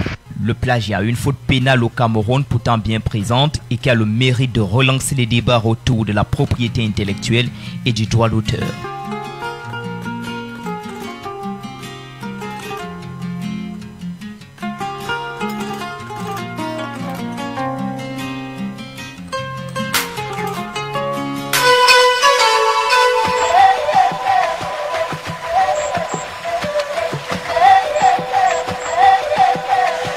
Communiqué résultat loto 5 sur 90 du 26 octobre 2019. Premier Bet porte à la connaissance de son aimable clientèle que les résultats des 4 premiers tirages loto 5 sur 90 de la journée du 26 octobre 2019 sont les suivants. 9h tirage Mongo 26, 35, 75, 67, 84. 9h tirage Mongo 26, 35, 75, 67, 84. 10h30 tirage Vouri 68, 74, 72, 89, 83. 10h30 tirage Vouri 68, 74, 72, 89, 83. 12h, tirage Fundi, 77, 65, 81, 66, 59. 12h, tirage Fundi, 77, 65, 81, 66, 59. 13h30, tirage Logan, 13, 24, 65, 85, 66. 13h30, tirage Logan, 13, 24, 65, 85, 66. Félicitations à tous les gagnants. Vivez la vie du loto et devenez riche avec le loto 5 sur 90.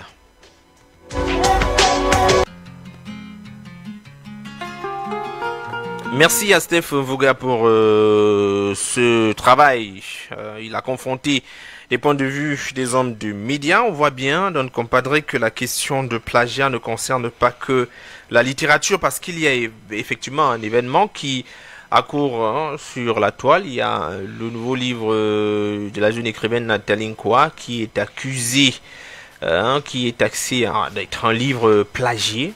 Mario Bartoli, c'est un livre également qui est sorti avec le même titre, Renaître.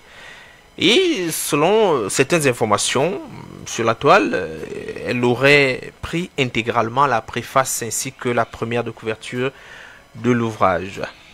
Que vous inspire finalement cette information d'abord, puisque là, on semble refuser à cet auteur la capacité d'écrire. Le livre aurait été écrit par quelqu'un d'autre et il y a des propos qui auraient totalement été repris. Voilà ce qui peut arriver aussi, hein, parce qu'en fait, nous avons affaire à un métier d'écriture. Oui, parce qu'en fait,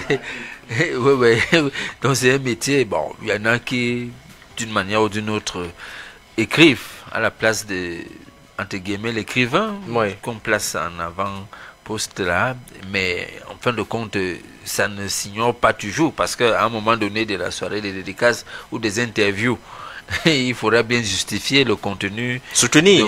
Oui, mais c'est ça. Il faut que ça coule de source. Moi, j'ai souvent vu ou entendu certains écrivains, entre guillemets, n'est-ce pas, s'exprimer sur leur œuvre. Ça n'avait rien à voir avec rien. En fait, parfois on dit qu'ils sont plus ils sont plus prompts à écrire et beaucoup moins à s'exprimer sur c'est vrai qu'il y a aussi une autre vérité. Vous êtes allé voir Aimé Césaire après 5 années, 10 années d'écriture de Cahier d'un retour au pays natal. C'est normal qu'ils vous disent que, mais attention, pourquoi vous venez me déranger? À la vérité, j'ai écrit une œuvre à un moment donné de ma vie et j'ai écrit.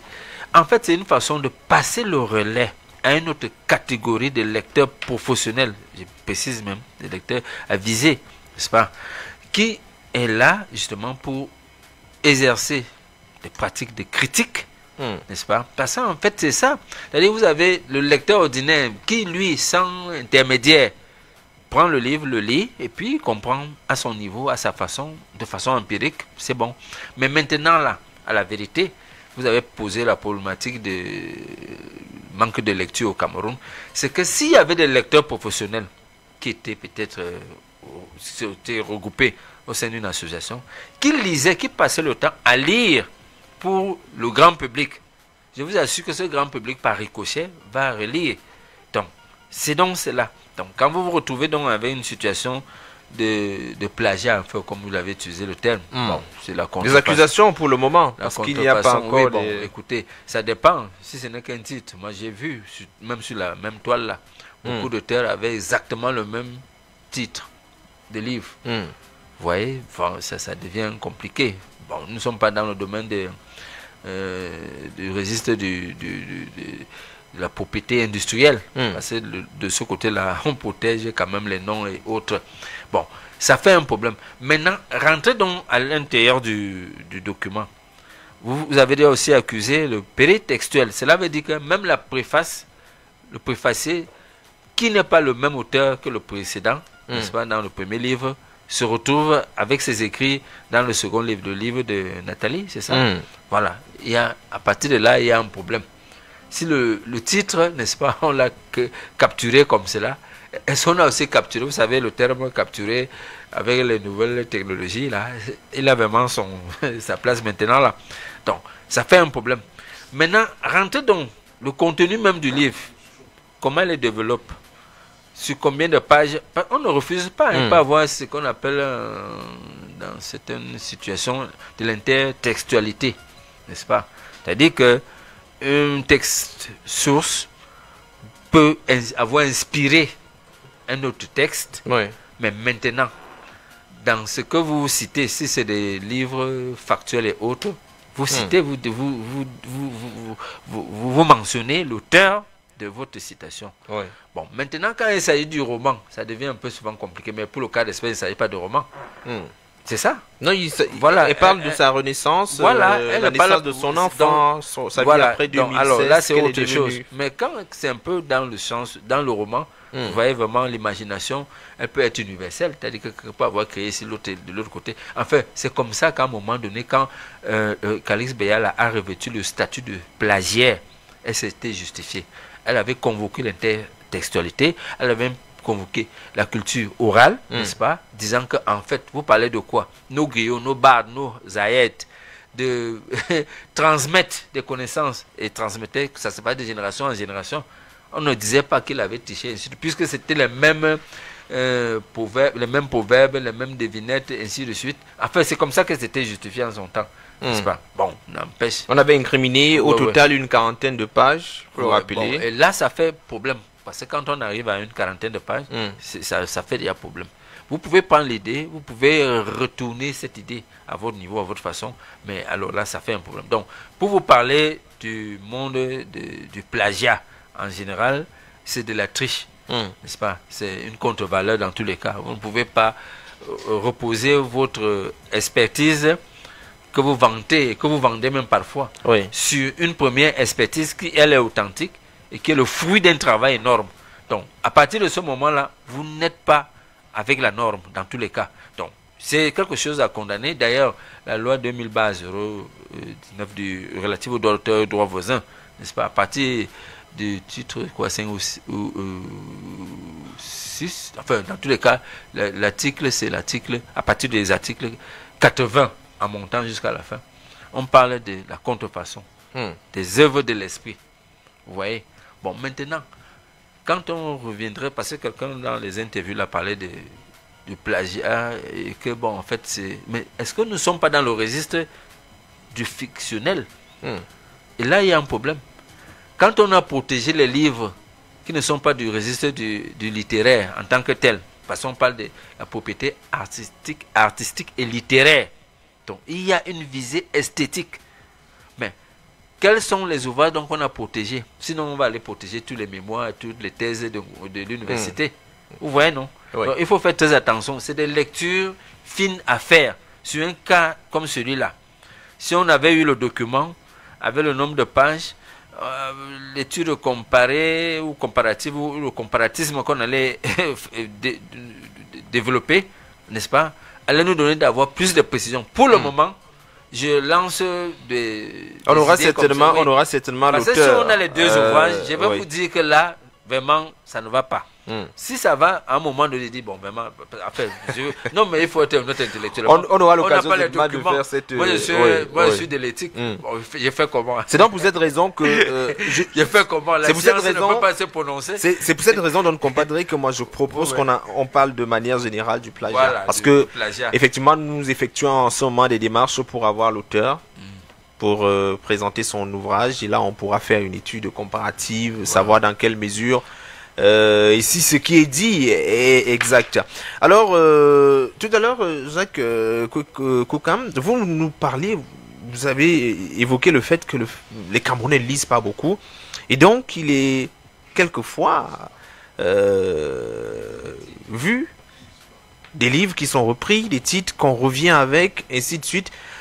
Pour la seule présidentielle 2018, il y avait une panoplie de livres qui se ressemblaient énormément, que ce soit au niveau du texte en entier, au niveau, peut-être il y avait quelques modifications ici et là, mais on avait l'impression que les auteurs s'étaient donné le mot.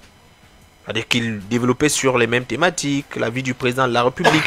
À quel niveau on sait qu'on est en face d'un texte plagié?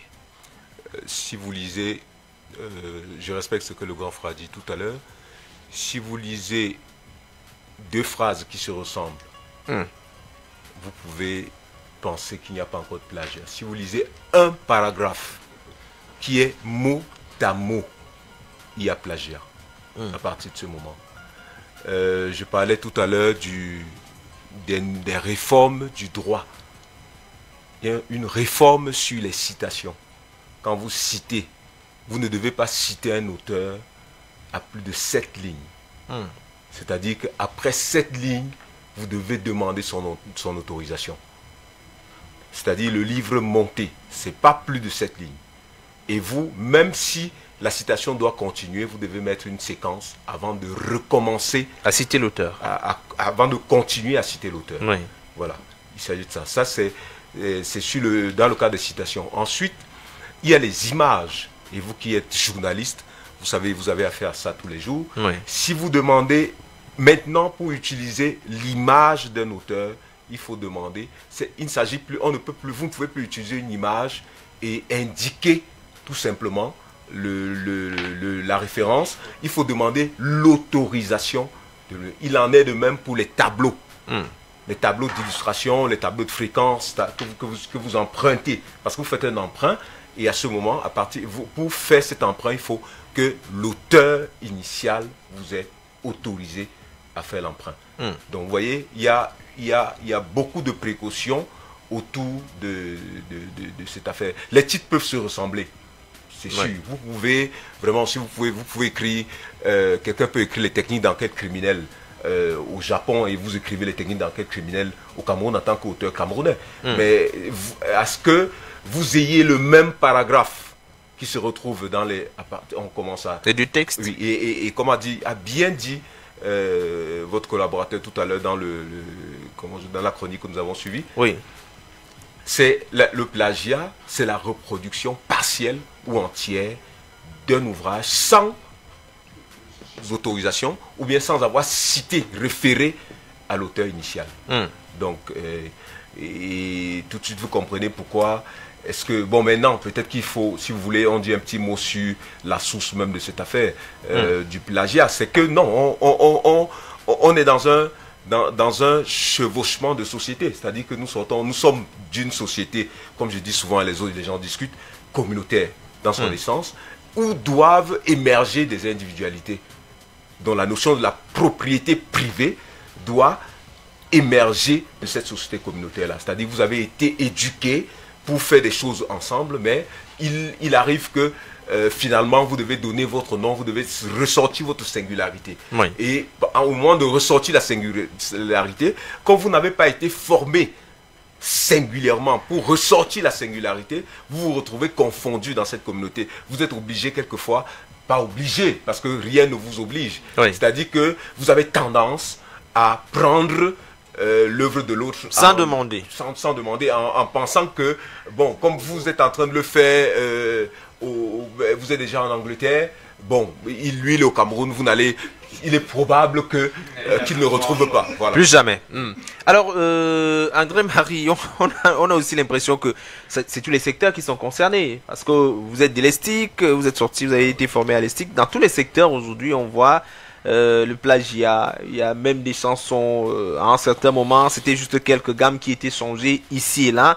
Mais on réussit à reconnaître. On a eu plusieurs artistes musiciens. Je prends le cas de Fally Ipupa, à qui on a... Les gammes, s'il te plaît, pour restituer un peu la science là où elle devait s'asseoir, on ne peut pas parler des gammes. Parce qu'en matière de gammes, on ne parle pas de... on peut pas changer. Le plagiat. Ouais, vraiment, quelqu'un peut moduler, partir d'une gamme à une autre. Peut même chanter dans la même gamme. D'ailleurs, tous les balafonnés du Cameroun chantent dans la même gamme. Peut-être garder dans les paroles. Voilà, donc maintenant, c'est le problème de plagiat dans le cadre musical, c'est beaucoup plus au niveau de la mélodie, n'est-ce pas? Ou alors d'une ligne même de guitare ou d'un instrument de musique, ou alors des textes même d'ailleurs, c'est-à-dire que vous avez carrément tout un couplet n'est-ce pas, qui est pris à partir d'un couplet qui existe, qu'on connaît déjà. Bon, maintenant, il y a aussi ce qu'on appelle les œuvres folkloriques et tout ça, le patrimoine culturel national. Donc, tout ça est quand même, dans tous les cas, dans la loi que j'ai citée tout à l'heure, là, on vous dit jusqu'à quel niveau vous pouvez aller ou pas. Enfin, c'était... Oui, tout à fait. Passer la gamme, là, ça veut dire que c'est assez difficile quand même de trouver le juste milieu entre le patrimoine, ce qu'on peut reprendre, ce qu'on ne peut pas reprendre. Non, mais écoutez, il faut absolument être en contact avec la loi. Écoutez même les chansons que les femmes ont chantées régulièrement. Vous savez qu'à la naissance du Bikoutsi se trouve aussi la gente féminine. C'est pour ça qu'elle la salue régulièrement. Elle a été pour beaucoup dans la construction d'un certain patrimoine culturel camerounais. Donc le Bikoutsi devient un élément fédérateur, une expression artistique, une philosophie même, parce qu'en fait, elle emporte avec elle et des pas de danse et des vies. Parce qu'aller à la pêche, ça fait un pas de danse. Enterrer un mort, ça fait un pas de danse. Un rituel de dot, ça fait un pas de danse. Ça fait aussi autant de rythmes, de musique dans le genre Bikoutsi. Enfin, on n'était pas là-bas. Mais je disais que quand on vous reproduisez ces chansons-là, n'est-ce pas? Vous prenez un couplet, un autre refrain, ainsi de suite. Il faut signaler. Et d'ailleurs, même, ça passe par... je crois que la loi avait permis que ce soit une autorisation express qui soit délivrée. Parce qu'en fait, vous êtes en train de puiser dans le patrimoine culturel camerounais. Bon, maintenant, nos artistes, qu'est-ce qu'ils font? Ils prennent là-bas, ils disent auteur, compositeur, interprète, arrangeur, chanteur. D'abord, il devient communicateur et producteur même de lui-même. Bon, alors, ça fait trop de choses en même temps. Alors que quelque part, la maman du village... Et puis là, c'est des... Bon, il y a aussi cela, c'est-à-dire que des auteurs qui n'ont pas de nom. Anonyme. Ça, c'est inclus dans la loi. On vous reconnaît d'abord l'oralité. Vous avez quel auteur là-bas? Les œuvres ont été transmises de génération en génération. Voilà. Vous n'avez pas dit que tel est l'auteur de tel ou tel proverbe ou de tel ou tel jeu de devinettes et autres. Donc, il faut contextualiser. En fait, c'est des choses qu'on a pris de l'ailleurs pour amener dans le local, sans les avoir tamisées.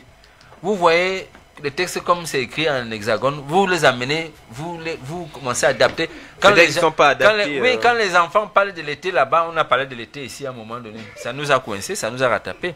Et même d'ailleurs le vestimentaire, ça a tué été comme cela. C'est-à-dire qu'il fait trop chaud à un moment donné quelque part ou trop froid. Et puis, à un moment donné, on nous renvoie cette affaire-là ici, là. Et puis, nous portons exactement très chaud alors qu'il fait trop froid. Ou le contraire. Bon, ça fait alors, c'est vrai qu'il y a Daniel Teguo qui nous dit les Blancs volent nos idées depuis et on fait rien.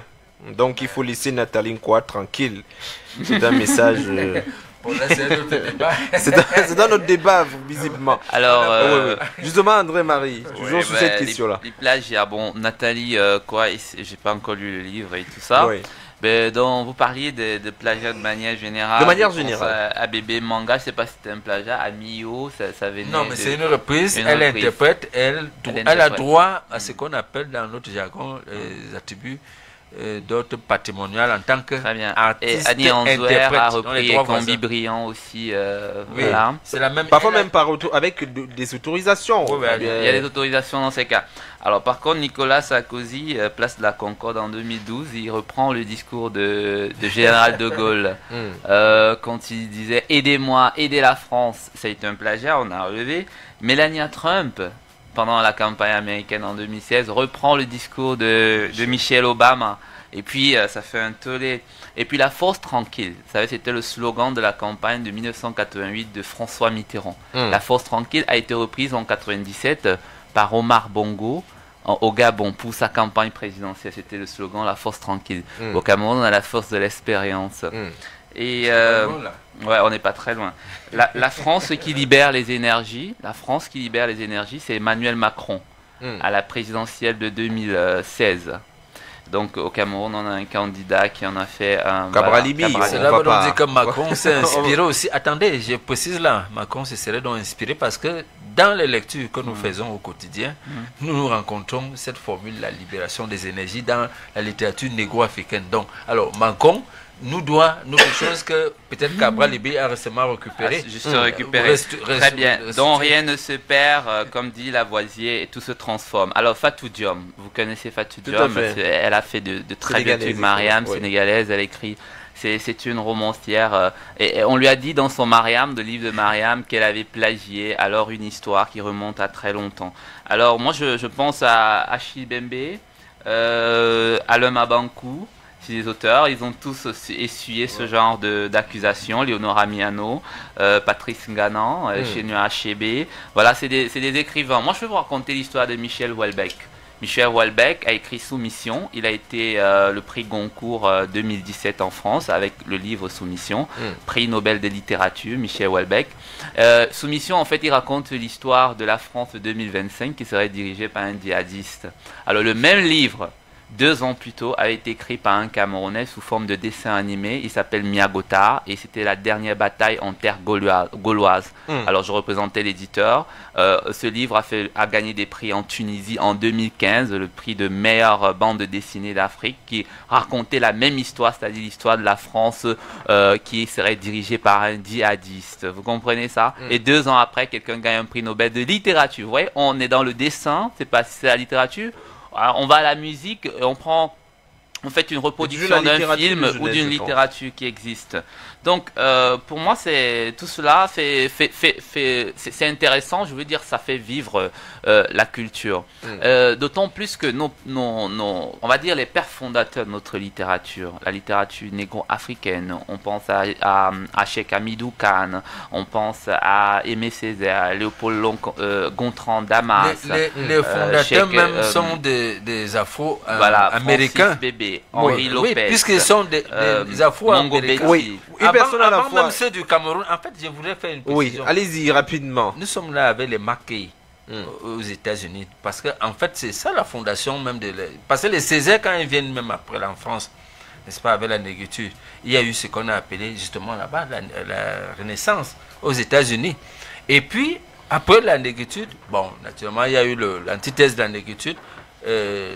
La tigritude, n'est-ce pas? On ne parle pas du siècle noir, de la conscience noire, de l'indigénisme même en Haïti, n'est-ce pas? Il y a eu comme ça des mouvements culturels et historiques qui ont donné à la culture négro-africaine de s'émanciper.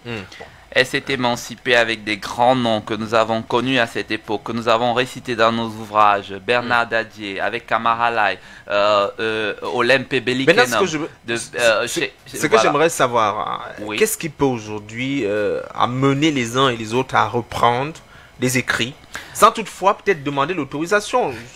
Non, moi je veux dire que c'est... Ou bien la distance est trop longue, la démarche est trop lourde. C'est juridique et juridictionnel. Moi je suis auteur et vraiment j'entre un peu dans le spirituel du plagiat. Moi ce qui m'intéresse dans la question du plagiat, c'est l'inspiration, vous comprenez?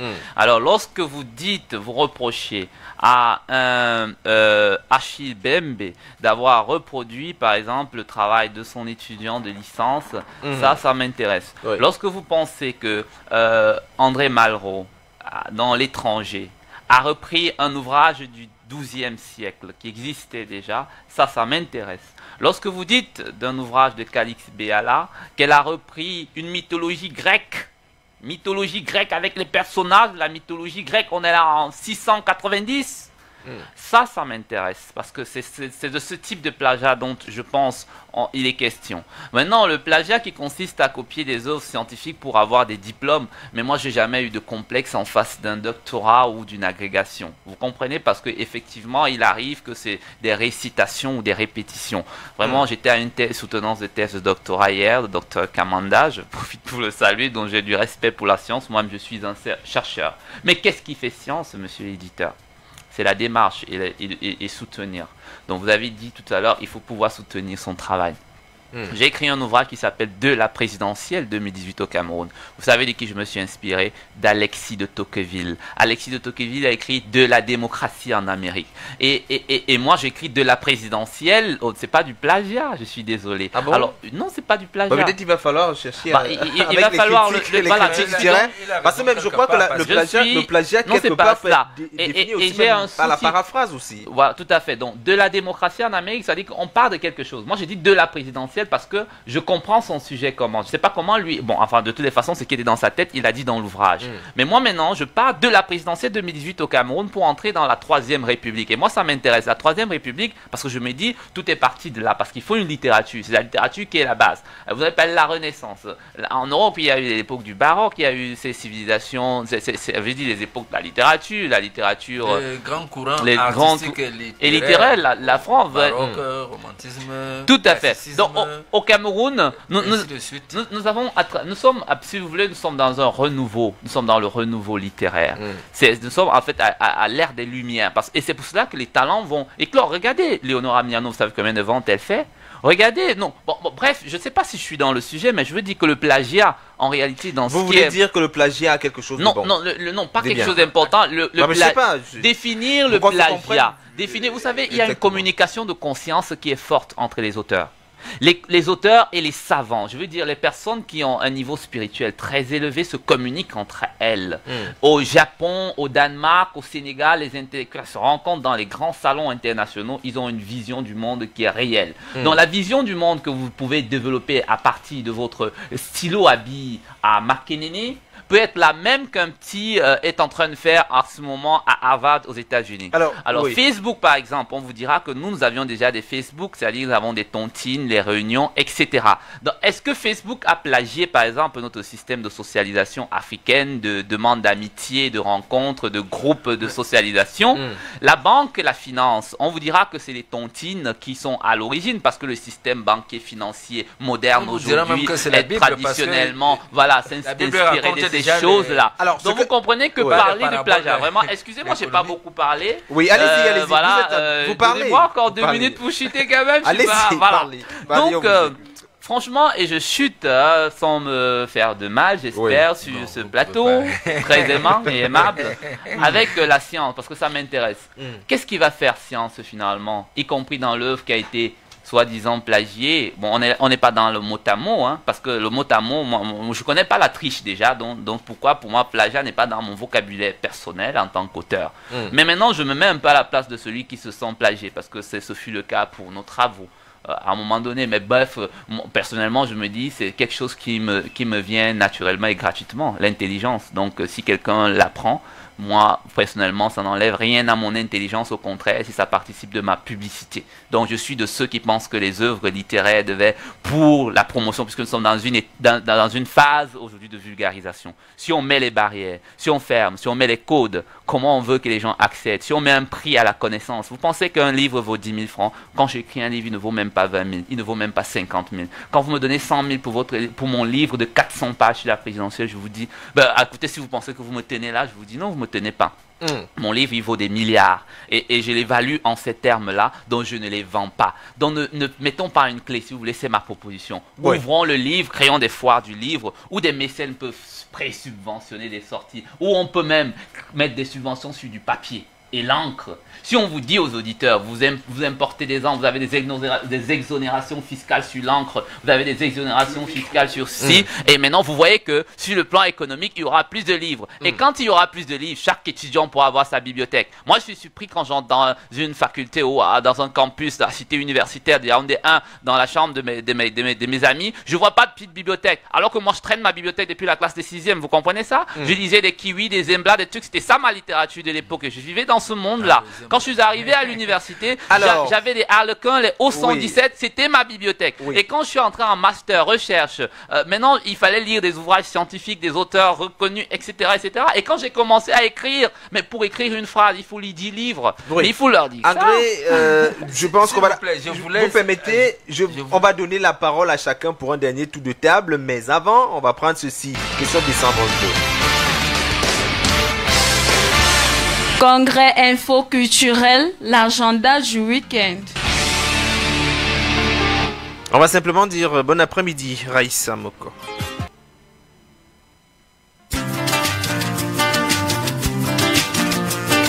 Jean-Jacques Foucault, bon après-midi à tous. Voici un autre week-end riche en culture.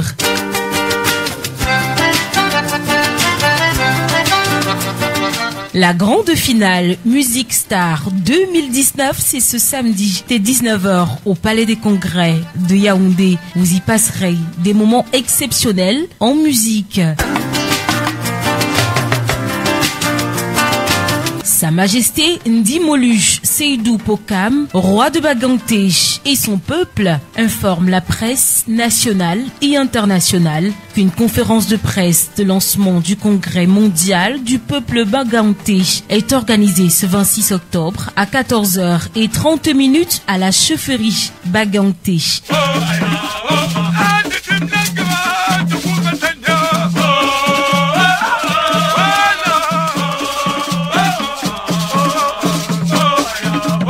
Tenez, tout à l'heure, à 18h, notez la sortie officielle du titre L'argent de l'artiste camerounaise Renda sur toutes les plateformes de téléchargement légal. Le barbecue Jazz Club à Essos Yaoundé vous attend pour un week-end explosif dès 22h30 ce jour avec la famille Ebogo, fils et papa, tonton Ebogo et Ange Ebogo.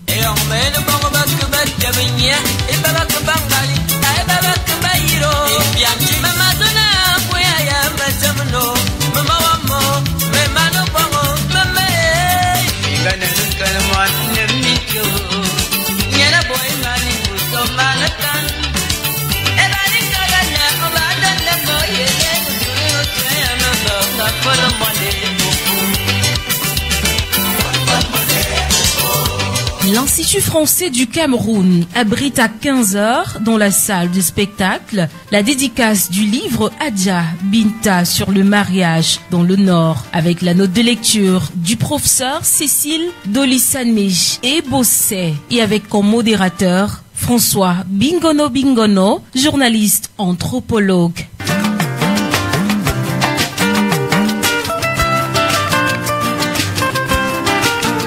Lucky plus 2. C'est toi qui m'as créé, Azamoam. C'est toi,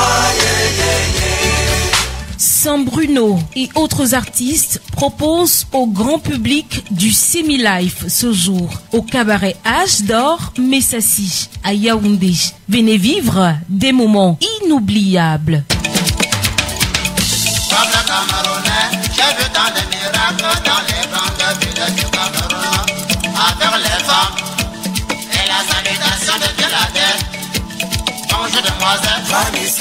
Une autre finale pour ce week-end, c'est la grande finale Miss Cameroun pour les Nations Unies 2019. La Miss sera connue et présentée au Vitalonge à Yaoundé.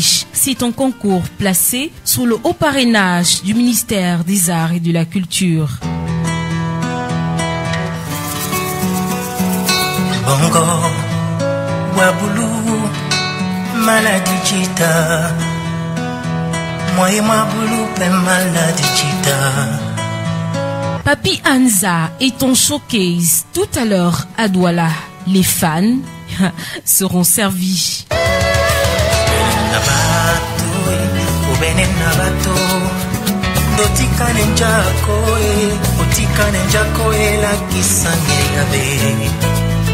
Le complexe Eldorado en Como vous ouvre ses portes ce dimanche 27 octobre pour un apéro ciné. Venez vivre l'émotion autour d'un verre. Ce sera à partir de 19h. Spectacle d'humour. Ce dimanche dès 15h, 3 p.m. à Citabella face Hôtel de Ville Yaoundé. La villageoise Nachou qui est soutenue par Urich Takam. Pourquoi l'église que tu vas aller faire Tenten où? On a décidé que c'est là-bas que tu vas demander l'argent. À part Dieu qui peut encore te donner Tenten. Qui peut donner 10 000? Nous, les hommes, on est plus bêtes. Hein? C'est pour ça que l'organisateur a décidé que nous, c'est à l'église que tu vas aller demander les Tenten. Attends, quelque chose de sérieux là. Hein? Regarde un peu comment je suis habillée. Est-ce qu'on peut à l'église comme ça? On va mettre le chapeau sur ta tête, non? Avec le grillage. Comme ça, quand tu vas arriver à l'église, Dieu ne va pas te remarquer. Et autres acteurs, entrée libre et gratuite. Sortons avec du Bikoutsi, Wake Up, les Totally Spice du Cameroun. Après les 4 vérités, voici le titre Lève-toi de Majoaï, Manibela et Coco Ajanté. Le clip officiel est disponible ce dimanche 27 octobre 2019. Très bonne dégustation. Wake up.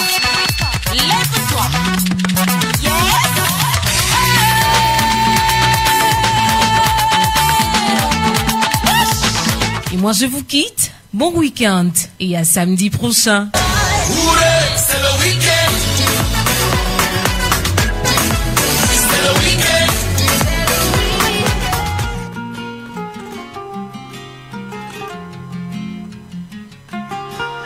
On voit visiblement que le sujet de plagiat est assez complexe.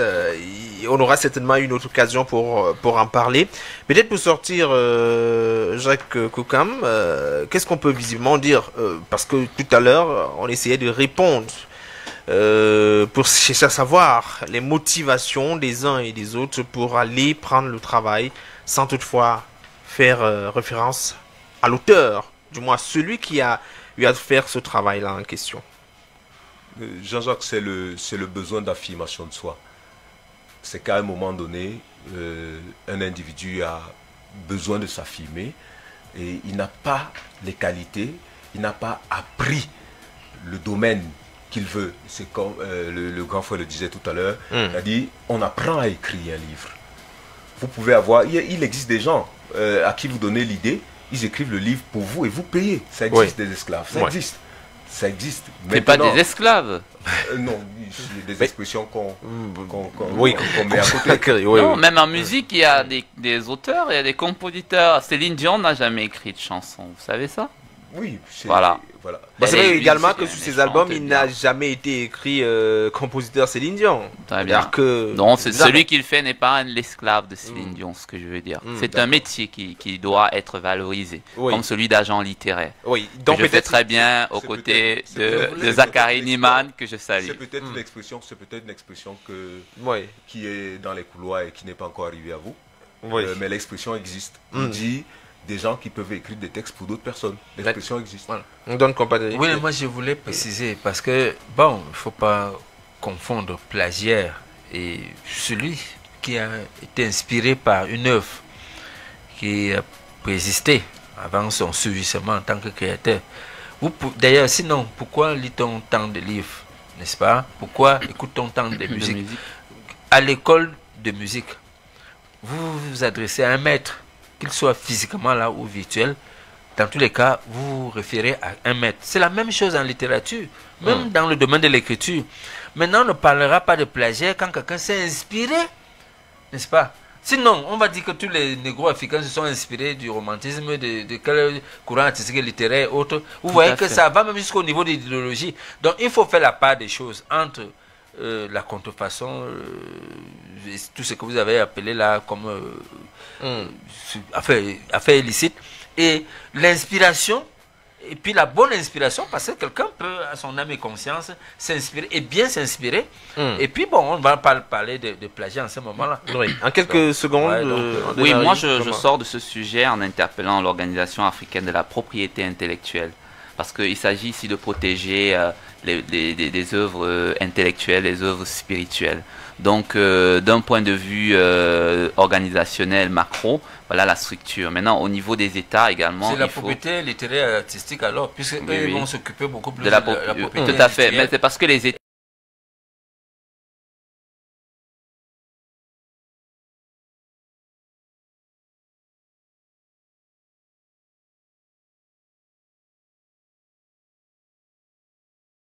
qu'aujourd'hui, la propriété des livres et tout devrait être remis entre les mains de l'OAP. C'est une organisation. Parce que là, si on ne trouve pas la solution au niveau des États, au moins au niveau international, on peut trouver une solution. Je sors par là pour que l'auteur puisse vivre de son produit, vivre de son art. Merci à André-Marie Dibabo, merci à Don Compadre, merci à Jacques Koukam qui est bien évidemment de la Martin. Nous allons conseiller simplement aux étudiants à partir du 25 novembre 2019 au 7 décembre 2019, il y aura bel et bien au campus de l'université de Yaoundé 1 à l'amphi 300 des braderies. Les populations ou alors les étudiants peuvent avoir un livre là-bas à moindre coût. Grace Limunga Mokake, bon après-midi. Good afternoon Jean-Jacques, good afternoon to your guests and listeners as well as viewers. Nous on a terminé avec le livre. À ton niveau, tu continues avec Topics and Realities. And this afternoon, we are going to discuss on the possibilities of organizing upcoming elections in the English-speaking regions of Cameroon. And we shall equally talk about the first ever Russia-Africa Summit that was organized this week in Sochi, Russia. Deux thématiques assez intéressantes, le sommet de Russie-Afrique, mais aussi les élections avec les tensions dans les régions anglophones. Yeah. Bonne écoute, messieurs et dames.